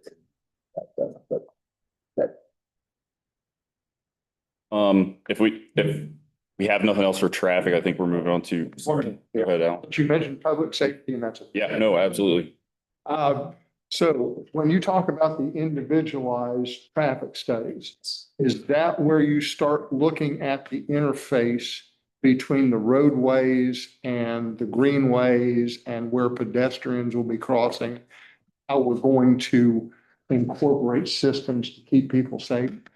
Yes. It's really on a much more detailed level. There are still greenways, sidewalks and stuff developed, and all the street sections have multi-use paths or bike lanes and sidewalks identified. But when you get down to individual intersections about where are people going to cross, how are they going to cross, that type of thing, how are the bikes going to interface with the roadway, that happens, yes, at the site plan level when we do our TIAs. Okay. Thank you. Thank you. Let me put a cap on one point that was brought up with your question. If we were, you can't see, as Travis said, the 2011 transportation plan shows a road heading north over the top of the Hewitt's Pottery Barn. It's not shown there anymore. Why is it not shown there anymore? I'm asking, I don't know what, but the reason it's not shown is we tried to take our model and see if this road network worked without that road. We didn't know if it was going to lead to, say, Chatham Parkway need to be 6 lanes. You asked, it seems like every road's 2 or 4 lanes. Why don't we just design everything to 4 lanes and then you got room for every road in the future if you don't know. We have to give Travis and Kimley Horn the land use quantities for all those sections of dwelling units and square footage in order to size the roads. So if he's just looking at a piece of it, he doesn't have all that other data to be able to adequately size the road or to know whether we can move that road that's on the thoroughfare plan and the rest of the lanes and the rest of the development can accommodate that. So I think that's an important reason for going beyond just one area. You don't get that complete data needed to be able to look at that. Now, that may not still win the day on that question, but I know for us, it's been important to, after, again, you guys weren't here, some of you were for the Northwoods conversation, why is Chatham Parkway going to the Northwoods neighborhood and moving it over here and there? So we didn't want to be dealing with that again. We tried to be working with the neighbors to look at can we move this road? And it took looking at the model through the number of houses we would have by the year 2045 to know that the roads would be large enough. But at the same time, they wouldn't be too large. I mean, again, when you're trying to have more walkability and pedestrian connectivity, you don't want every road to be too wide. So we would love it if every road was a 2-lane road, but that just can't carry all the traffic. So the next speaker we've got 2 speakers related to looking at the utilities, again, from a larger standpoint. First, we've got Vic Czar, who's the Assistant City Manager in Sanford. Then with Trial Rivers, who's since Sanford and Trial Rivers took over the utility system for Pittsburgh, as well as other parts of Chatham County. He's going to be speaking to that, and I want to be clear, he is not speaking on behalf of Chatham Park. He's not speaking in support of the small area plan. He's here purely to talk about a more regional look at utilities. And then following that, West Hutchins with McKim and Creed is going to talk about more specifically the look at utilities within the South Village.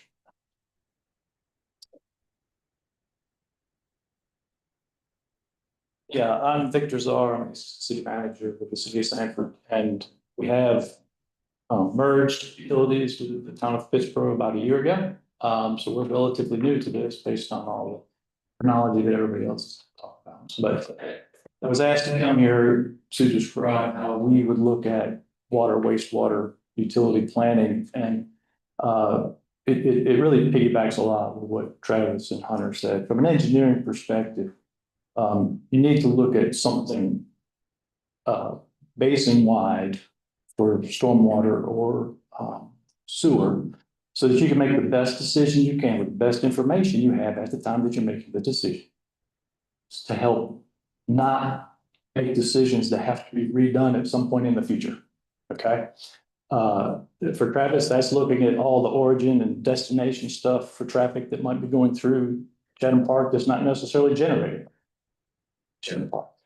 For Hunter, it's a basin thing, which is everything downhill of where the water falls when it rains, right? You got a ridge everywhere where water falls in there, it all runs down through one point and runs away.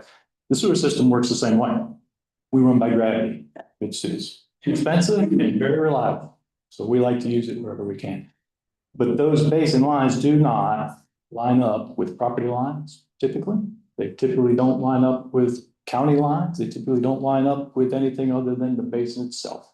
It's outside of some of those jurisdictions, and it's inside some of those jurisdictions. So you need to look at it from a overall high level perspective so that you don't have to redo stuff. It is expensive. Okay. It takes a lot of time and somebody has to pay.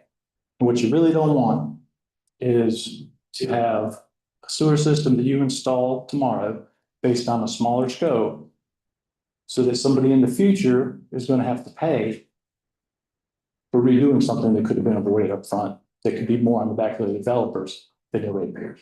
So that's what we're trying to do. We're trying to look at it from a high level. And some of it, honestly, we certainly can, will probably go beyond the boundaries of Chatham Park, because my guess is some of these basins go beyond Chatham Park. So we need to consider the whole basin, not just what is within Chatham Park. So from an engineering perspective, myself and Travis and Hunter really have some very similar things. You know, the boundaries of the property lines or the boundaries of the area plan, whether it's small or large, whatever you want to call it, they need to be looked at from an overall high level perspective so that you can minimize your bad choices. That's what we try to do. And that's how we do it everywhere that we're a utility provider. If somebody wants to develop something, they have the best information available. I think this goes to the question that was asked earlier. Why do you need to look at this large area? Honestly, because that's the best information you have at the time you're looking at it. Is it going to change over time? It could, but that's the information you've got. So you ought to take that into account as you're making those decisions. So that's what we try to do when we're doing utility planning. And that will take us beyond the boundaries of whatever you have up there because it's governed by Mother Nature. And that's how we're going to look at it. So I don't know if I can help you with any other questions or whatever, but I can try to if there's anything I can help you with. But again, myself and the last two guys are engineers. We live in our own world. And we try to do things only once. Construction projects, messy. You know that. You don't really like going back and redoing things. They're just difficult. We like to avoid it at all costs. If I try to answer anything else. I have a question. Yeah. In terms of capacity, and maybe it's just my lack of understanding of how this works, but in terms of capacity, for the town of Pittsburgh, I don't know, is it like you have 100, I'm just using very random, easy for my math numbers, but 100 gallons of wastewater capacity today, and then you plan out from there in terms of this development. Am I so far so good? So far, so good. Okay. So then in terms of this development, approving this small area plan, what would that take in terms of the percentage of capacity the town of Pittsburgh has? If I hope that makes sense. Based on your projections and based on what the agreement was between Sanford and Pittsburgh and all the things. Yeah. Your question is very logical and, but it's got a layered answer. Sorry, guys. I'm just curious. I just don't understand it.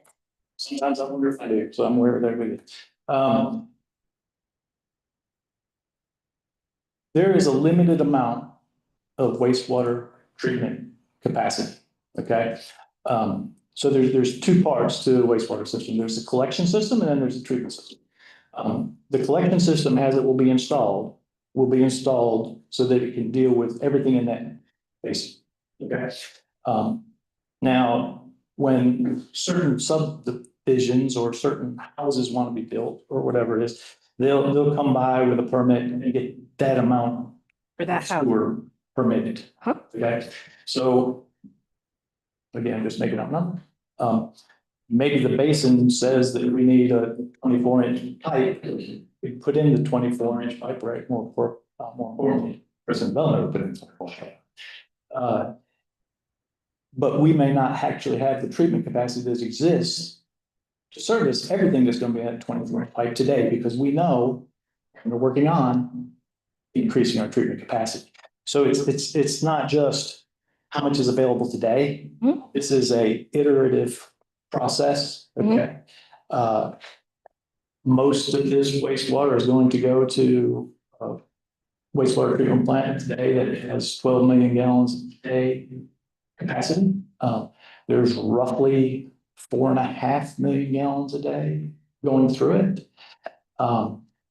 When we first started talking about service in Pittsburgh for wastewater, it looked different than it does now, because now we're merged and now it's all one unit. So there is some language in the agreement that we will look at your projections, meaning Pittsburgh's projections, really ours, it's the same kind. The same way that they are looked at currently in the city of Sanford. So it's much like some of the stormwater conversation you were having earlier. It'll change over time. Okay, so I don't mean to dive into the question. But it's a process that will evolve over time with the idea of trying to match everybody's needs. Yep. Because it's not just Pittsburgh, there's portions of Chatham County, and there's Lee County, and there's the city of Sanford. There's a lot of things going on there. But all that's baked into the gauge. And we know we need more treatment capacity, and we're currently working on it. We just recently awarded a project that can transmit 7 million gallons a day of wastewater from Pittsburgh to the city of Sanford on an average day. I can tell you right now that I do not have 7 million gallons of wastewater treatment to give to the town of Pittsburgh. Got it. We're working on it because we do believe that the potential exists for growth in Pittsburgh to be significant, and you certainly will have a role in that, in deciding how that goes. But our goal is to at least understand it and try to be ready for it, so that it's not a hindrance if it's something we want to do. Thank you very much. Go ahead. I have a question. So it sounds like all of your calculations are based on the basin, which is not based on a map of roads or streets or county lines or anything. The basin is not going to change with a small area plan or 27 small area plans. So what difference does that make? You're going to be using the same basin. To me, the difference is it's the best information possible at the time that you're doing it. To help avoid redoing something if you can do it. But that's the best answer I can give you. If you've got a broader scope and a bigger look, and you have certain criteria that you have in those subbasins, that's important. And trying to draw an area plan that matches the basin line is probably impractical. Because it doesn't match anything that people typically think of, right? So I think that's the answer I can give you, at least from our perspective. I think that's the best answer I can give you. We'd like to have the best information possible when we do it. It'll just eliminates some of the unknowns. one nice thing about utilities, and I don't want to trivialize this, but you do have the advantage of being able to add to those as circumstances dictate.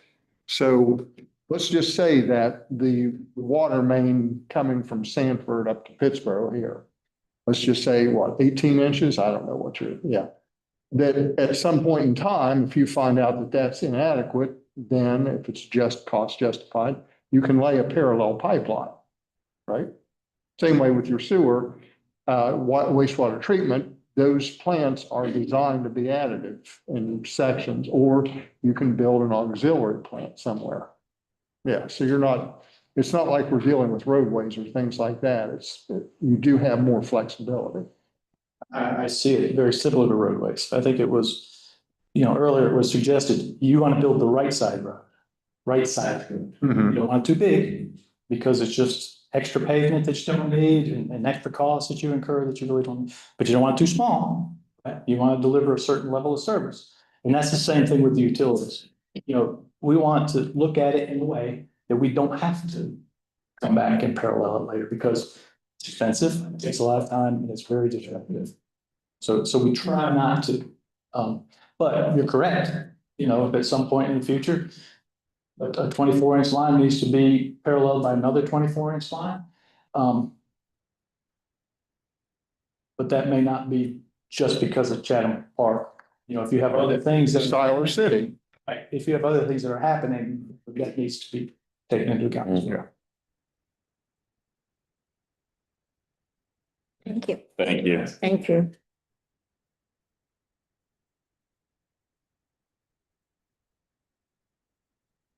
Hello, my name is Wes Hutchins. I am a registered professional engineer in North Carolina with 10 years of experience in direct water wastewater utility experience. And so I'm going to talk more specifics about how we have addressed water and wastewater planning within Chatham Park. So I'll be able to give a little bit more context to your question about the impact between the different basin sizes. So if you could skip forward a few slides so we can look at the sewer basins a little more that way. So I can look at the pretty map. What we have discussed ties very well into the stormwater discussion that was led by Hunter, as well as the roadway network. What you're seeing on the screen right now, those thick black lines represent the delineated sewer basins within Chatham Park. What you'll notice is that they're incredibly similar to the stormwater basins that were generated by McAdams when they were looking at the stormwater plan. Just as Vic alluded to, water wants to flow downhill, whether it is wastewater or whether it is stormwater. So when we're looking at master plan development, we are trying to think about how can that basin be served through one pipe, through one pump station, whatever it needs to be. For those who are not as up to date on water and sewer infrastructure, water moves downhill through gravity pipes, or when it gets to a low spot, it goes into a pump station and you pump it through something called a force main. That's essentially pressurized sewer that allows it to move to wherever it needs to go. So when you're looking at Chatham Park, one thing that you'll notice is we have basins that span multiple sections. If you look at the map really quickly, section 2.2, for example, in the master plan is served by 3 different pump stations. It falls within 3 different sewer units. So if we were to look at the infrastructure needed for section 2.2, we would, as a separate small area plan, we would have to look at 3 individual sewer basins, 3 individual pump stations that also have upstream infrastructure that ties to it in the future. And so if we begin by just looking at individual sections, we don't align to the sewer basins, as Vic alluded to, or the stormwater basins, or the roadway networks, as were previously shared. The other thing that's interesting about the wastewater process, specifically, is you either have to get into a treatment plant, as Vic alluded to, or you have to pump it somewhere else. Both of those locations for the large scale capacity within the town of Pittsburgh are both on the same site. They're at the existing town of Pittsburgh's treatment plant. It has 750,000 gallons of current capacity. The Sanford Regional Force Main and Pump Station, which is the pink line that's shown on the left-hand side of this picture, is taking that raw sewage from that location to Sanford, upwards of 7 MGD, as Vic alluded to. The problem is we have to get it to that point to either be treated or to be pumped to Sanford to be treated by the Big Buffalo Treatment Facility. Within Chatham Park, the sewer flow, as you look at the topography, all falls from west to east instead of going back towards town from east to west. And so as we have these natural sewer basins down toward the park and toward section 3.7 on the far right-hand side of the map, the sewer is going in the wrong direction naturally. And so we have to be able to plan for how to take that sewer from the farthest point away from the development and get it back to where it needs to be either treated or sent to Sanford to be treated by their treatment facility. So to do that, you could look at individual pipes on a section by section basis and say for 2.1, for example, section 2.1, maybe that needs to be a 12-inch pipe. But if we put in a 12-inch gravity pipe and we don't think about anything to the southeast of the system, well, then where are we going to take that sewer? How are we going to get that sewer that drains to a low spot near Jordan Lake and try to pump it all the way back to the town of Pittsburgh's treatment plant? One option is to parallel a pipe it, as you mentioned too, but then you're trying to install a pipe next to an active sewer pipe that has sewer flowing through it. So there's some inherent challenges with that. The other piece, if you consider it, would be, a 20,000-foot force main. Instead of being able to upsize the gravity sewer inside section 2.1 to start with and put in a 24-inch pipe that can handle the flow from 2.1, but also the flow from the future southeast sections, areas outside of Chatham Park, things of that sort that can all go through the same straw, if you will, and go to a pump station that could be swapped out with pumps in the future to be able to provide that incremental increase. We won't be able to design or choose that that needs to be a 24-inch pipe without looking at the entire sewer flow within the overall area within Chatham Park. So if we look at things on an individual section by section basis, we're going to end up having a bunch of 8-inch pipes or a bunch of 12-inch pipes that ultimately are going to be undersized to meet the needs, both inside Chatham Park and outside Chatham Park, if Tri-River chooses to tie a future force main that is outside of Chatham Park into one of these gravity sewers that falls within the same basin. So we try to think about things from the big side and work our way backwards. The other component that was talked about is you could parallel a pipe in the future, but all of these different pieces of infrastructure become municipal owned at the end of construction. They become a Tri-River asset. And so installing parallel pipes, installing future parallel pipes in congested corridors increases the overall maintenance cost on the municipality to hold and the municipality to carry moving forward. And that ends up going back to the ratepayers within the town of Pittsburgh, within Tri-River, and the overall expanded Tri-River service area. So if we don't think about that now, we end up hamstringing ourselves from being able to put the right size pipe in to ultimately carry that burden to someone else in the future. So we try to think about things from both a current design standpoint, but also an operation and maintenance standpoint to make sure that we're alleviating the long-term capital costs for this infrastructure after it's put into place. Another great example is this orange area here, or kind of a pink area. This could be a proposed golf course community. That individual community currently spans a few different sections and spans 3 different sewer basins that are also served by larger areas outside of that community. And so if we do not begin by thinking about that long-term plan, we're unable to make sure those downstream pipes are big enough to ultimately get that flow to the town of Pittsburgh's treatment plant and then beyond. The other piece, I'm sure a lot of people in Pittsburgh can attest that there's a lot of utilities going in the ground. If you're going down any major roadway, you probably see multiple fiber lines, gas mains, and other infrastructure being installed in roadways. We like to put pressurized sewer in roadways. I want to be able to follow a nice path up the hill, wherever I need to go to get it to the next spot. The more infrastructure that gets added, the more congested corridors that get added, the more utilities that we end up having to relocate, move, or maintain service. We're trying to parallel future pipes in the future. So if we can avoid that concern, use the essentially the same corridor that we're planning for now that doesn't have all of the utilities that we added in the future in it, we're able to alleviate some costs. A good example of this is along Moncure-Pittsboro Road. So if you look at the far southern edge of Chatham Park within Moncure-Pittsboro Road, that is a pump station. The red line is a force main. That is 10,000 feet of a force main that is being installed or will be installed in an existing NCDOT road. There are 4 different fiber lines that already exist in that road. There's a future 36-inch water main from Tri-River to provide water to Pittsburgh. And then there's a couple other electric lines and other things that already exist within that road. So we're already having a hard time finding a place to put one pipe in. And if we have to think about putting a second pipe in the future, the road runs out of room very quickly. So that's just another example of how thinking about the sewer on the long-term perspective allows us to alleviate those future congested corridors and utility conflicts that we'll end up running into. Similarly to the North Village Small Area Plan, I just want to bring this up. The North Village Small Area Plan accounts for all of the sewer through multiple pump stations to flow through one pipe that ultimately ends up in the Chatham Park Water Recovery System. It's essentially the same process. We looked at the entire basin to figure out how big that one pipe needed to be. And so right now that pipe is a 24-inch pipe and there might be 75,000 gallons a day of water flowing through it. It was designed to handle upwards of 5 million gallons a day of water. But we have to be able to put it in one time so we can handle the future flow without having to parallel it. Any questions on the sanitary sewer side? I have a different slide we can talk through on the water side, but questions on the sanitary sewer side? Just one, and it's, you said after the development, then the sewer line is turned over to the municipality, in this case, Tri River. And is that like after complete development of this entire small area plan or per section, or how does that work? It's per project. Oh, per project. Yes, ma'am. So after a 1-year warranty period, within the engineering public utilities, there's something called substantial certification. That is where we submit an engineering seal that says this project was installed with applicable to local regulations, state permits, everything else installed correctly as designed. That gets submitted to the state. Substantially complete means that it is ready to be put into service. You can open up a manhole and let water flow through it. You can turn a valve and let a water main, activate. At that point in time, it becomes the responsibility of Tri River to operate that facility.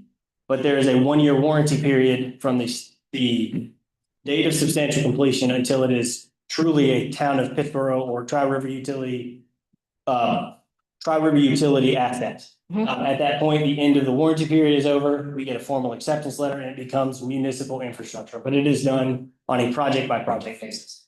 Yes, ma'am. Other questions for sewer? Okay, if you go one more slide. This is a skeletonized network of the proposed potable water system within Chatham Park. I'll try to keep this brief, but when you're thinking about the water perspective, the best way to think about this is your circulatory system in your body. The water treatment plant that generates water is the heart of the system. As it is pumped out through the system, it goes through major arteries. These are your major transmission lines within your utility plan. In this case, represented by the dark blue lines. And then it goes into your capillaries and blood vessels and everything else that works its way out. Those are your distribution veins.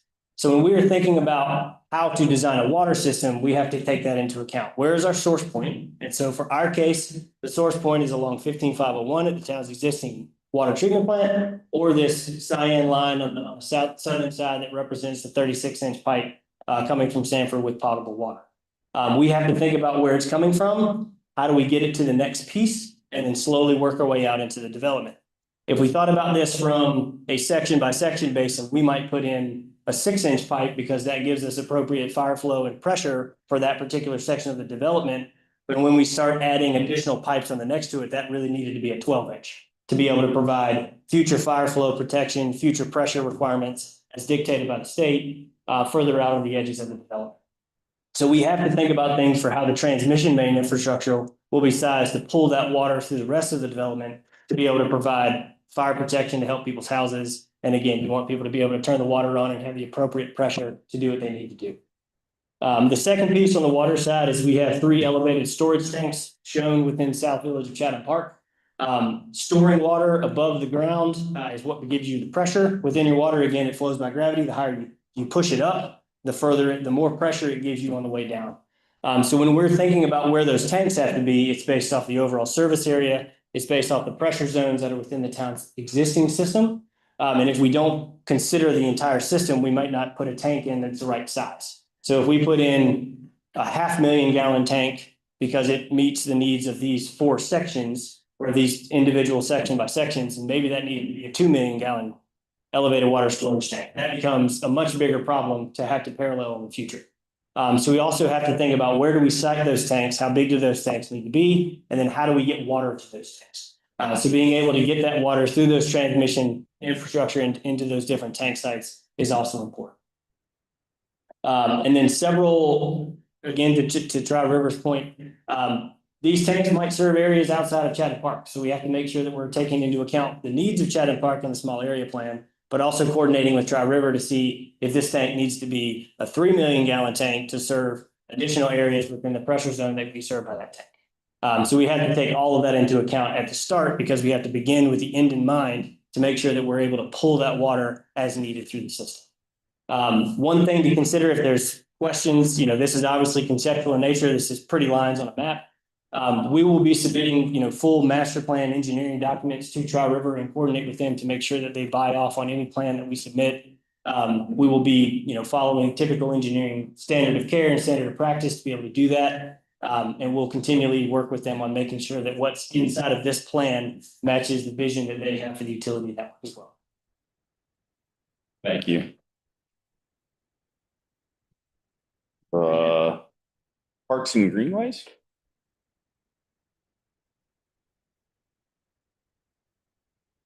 Okay, you have me for this one. All right. We've been looking at public facilities of which parks are a part of in the same way. We've been probably spending more time on this with the town over the last 8 months, looking at the overall park system and the South Village. It started by looking at there's a recreation master plan that exists. The town produced 4 years ago, maybe, something like that. And it was looking at parks all over town, the need to do that. So they can, as development comes in, they can see what needs to happen, where. In that plan, there were 5 locations for parks shown in the South Village. Since then, I think Robeson Wall came in and provided a 70-acre park along Robeson Creek that serves the purpose of what was called the Robeson Creek Community Park. So that leaves 4 parks in Chatham Park from that plan, with 2 of those being community parks, 2 being neighborhood parks. With looking at the entire area of the town, we have 8 more parks shown on the master plan, total of 12. And a lot of that was able to occur because in the far southeast, just on the other side of Gum Springs Road, is a 240-acre site that was shown as a large park site for the town. They chose to reduce that about half, leaving a 130-acre site and taking the other 110, 120 acres into the rest of the South Village to look at making certain parks larger, adding certain parks in this location that hadn't necessarily been served. And so it became, by looking at it that we would not have been able to look at that section by section and come up to that determination particularly to say, let's pull acreage from this park that hadn't even been approved yet, to then pull it into where we need it sooner. This also allows the town to make a decision on which parks they would like to build sooner, because the 50-acre park that we're showing is in section 2.1. It's a little bit towards the center of the project. It would not have been the first area to be dedicated, but it allows it to be dedicated sooner because that's probably going to be where the major sports complex is going to be because of its size. More soccer and baseball, I believe. But that's just one example. This is an area where we've committed to meet with the town as neighborhoods come in, as areas, even at a more granular level in a section, make sure the parks are in the right specifically the right locations for the right sizes and serving the right particular needs as we go through that. Same thing with the greenway system now. After having those park locations, we're then able to load. We've got 30 miles of greenway, 20 of those being in the south, excuse me, and then 22 additional miles of multi-use trail that are shown on this drawing. You'll see when you really get into it, the pink lines are the multi-use trail, the green lines are the greenways, and there's connectivity to all the parks and then also to the neighborhoods. So this enables us to look more comprehensively at the system rather than on a small area by area. Finally, I'm going to say one more thing about land use, because this is a situation we are confronted with pretty regularly.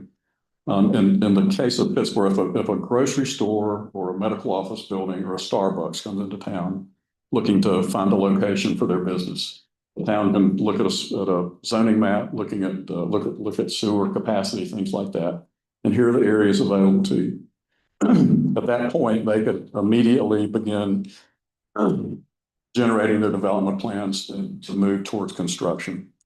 And Chatham Park, that is allowed anywhere in town other than this 5,000 acres. We can't do somebody, and we're already talking, we've had recent meetings with grocery stores, for example, looking for the next sites beyond the Lowe's. One is most likely going to be in the North Village, but they're already looking in the south because they plan out that far and looking for those locations. When Chatham Parkway is in, those non-residential sections are going to be up and down that corridor. If they chose that as a next location, we would have to come back in to get a small area plan approved before they could even entertain the idea of beginning construction drawing. So this enables us, particularly when we're looking at larger customers like the golf course community, we're able to not have to, okay, well, we're going to now wait 9 months. So we're going to go get the small area plan approved and come back and talk to you about whether this can be allowed here or not. So that's a common occurrence for us on a weekly basis anyway, of dealing with those kind of customers. The last thing that I would like to do is address the point of, a couple of points. One is the lack of future oversight. I think, again, people are looking at this as if the small area plan is zoning, and it's not. Zoning already exists. It's already got the rules for storm. It's got all the things for the whole project already established.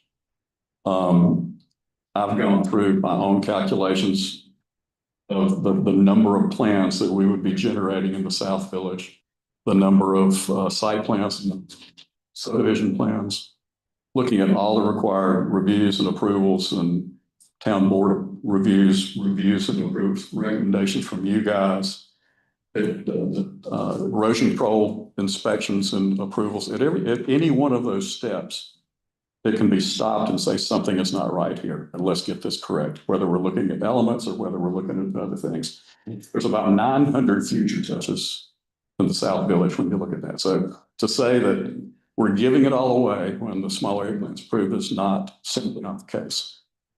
The last thing to address quickly is the climate action planning component.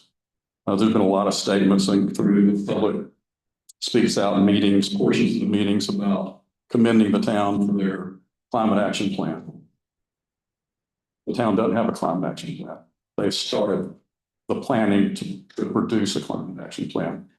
And so what I've done, I'm going to pass this out to you, is take a look at what we have already done from climate action standpoint.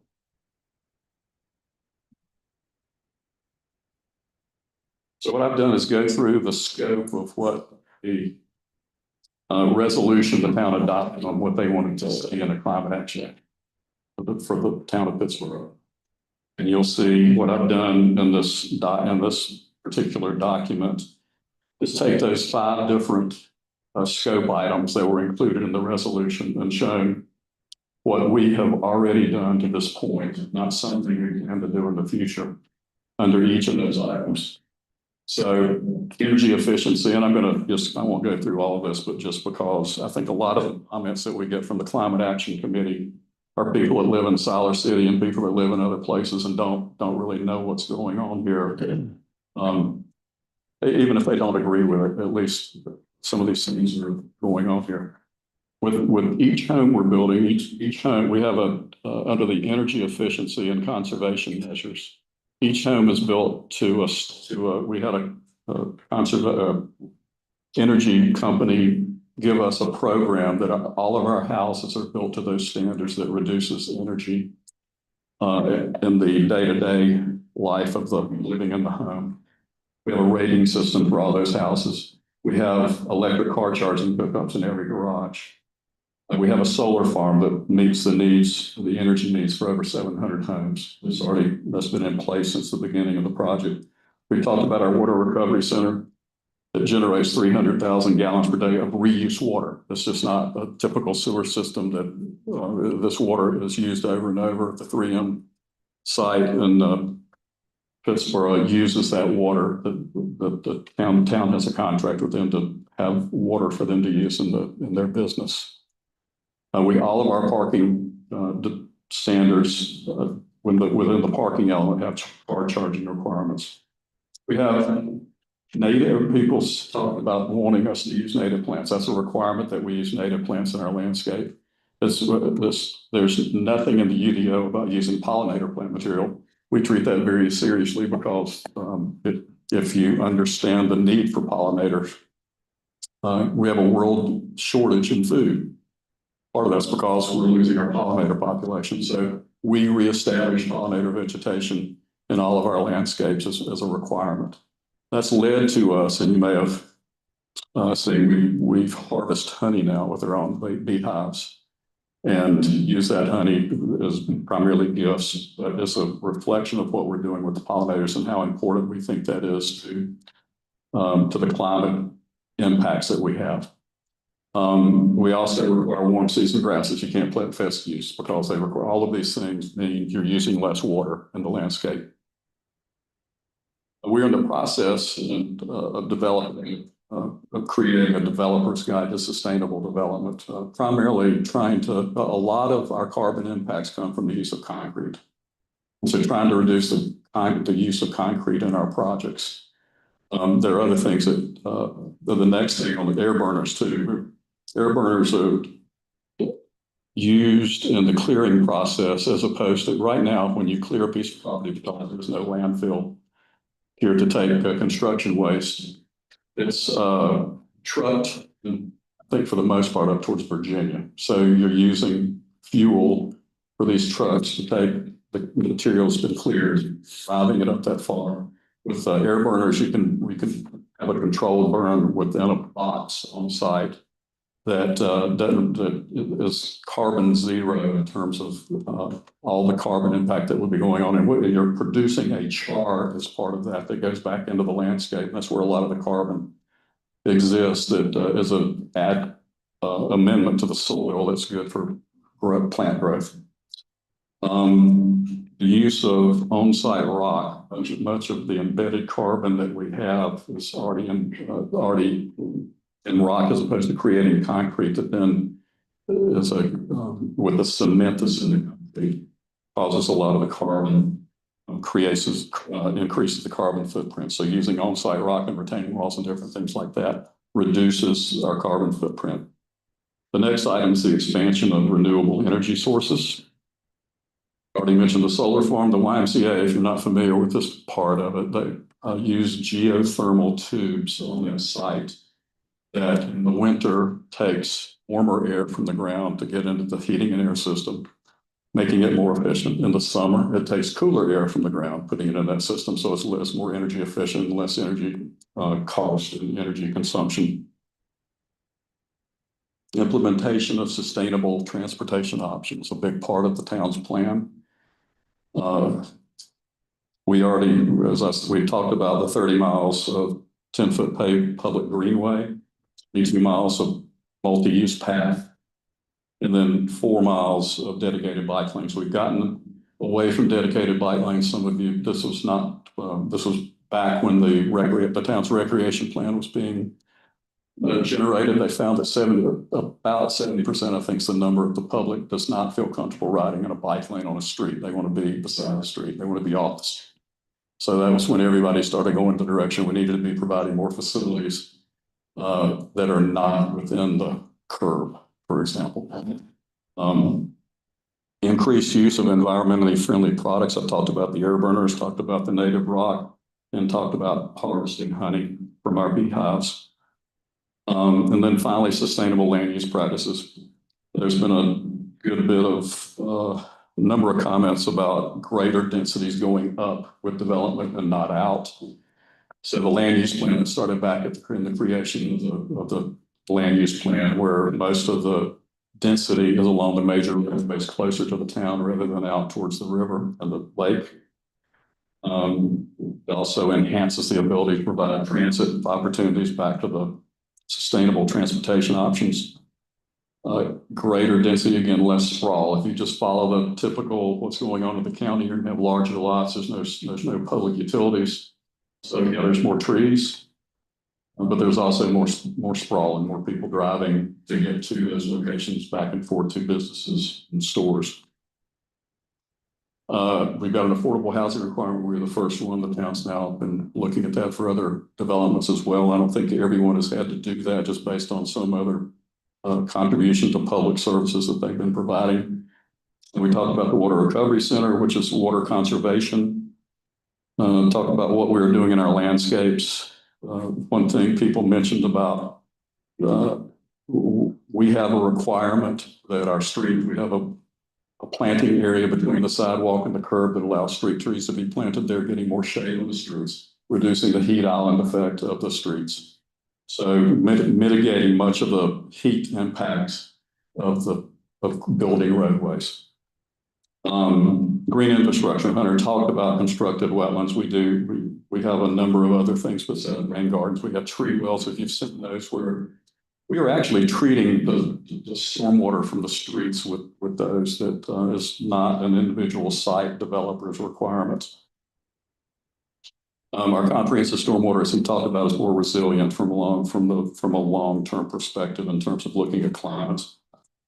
An important part of what we do, I don't think he brought this up so much, but we have additional open space requirements adjacent to the streams. And so there's riparian buffers.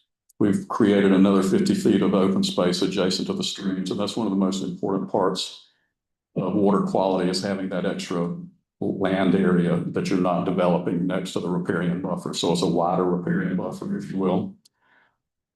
These wider buffers then also create wildlife corridors for wildlife to navigate back and forth through projects. We talked about the greenways and bikeways. We've talked previously, but haven't talked much about it, but we do have tree preservation and restoration requirements. The town doesn't have those yet. I imagine they will at some point for other development, but talking about things changing, that I imagine the UDO will ultimately adopt that, but it doesn't have that now. We're the only one doing that in town. And then, as I said, all the asterisks you see there, you can see these are also enhancing biodiversity, important part of reacting to climate change. And that's it. I know I've spent a lot of time here. But I appreciate your patience and being willing to hear this. We just felt like it would be important for you to just consider some of these things once you get the document, you're really looking at detail, you understand a little bit about the background of where it all came about. So. Thank you, Chuck. We appreciate you guys being here. Thank you. Thanks so much, Zant. I hope that everyone at this point, whether you agree with it or not, you have a better understanding of what's being proposed. And I think I'm walking away with a better understanding myself. So I just hope everybody else is able to walk away with that. Yes, absolutely.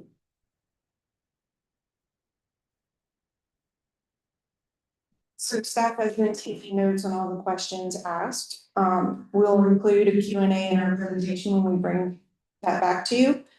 If you have any additional questions, now that you have a better understanding of what Chatham Park is proposing, feel free to reach out to me anytime. You can email me the questions and we'll include those in the Q&A as well. Thank you, Teresa. Thank you. Thank you. All right, we'll go to our planning department updates. Mr. Randy Kuhn-Tingle, do you have anything for us? Not much. All right. So I was just going to say that next month is my belief, and good evening. Anyway, it's my belief that we will be bringing the first phase of Reef Farm to you as a major subdivision. Also, we have a couple of conditional rezonings that are not related at all to tonight's project. So we're super excited about our future in every single way, and I do appreciate you all's patience.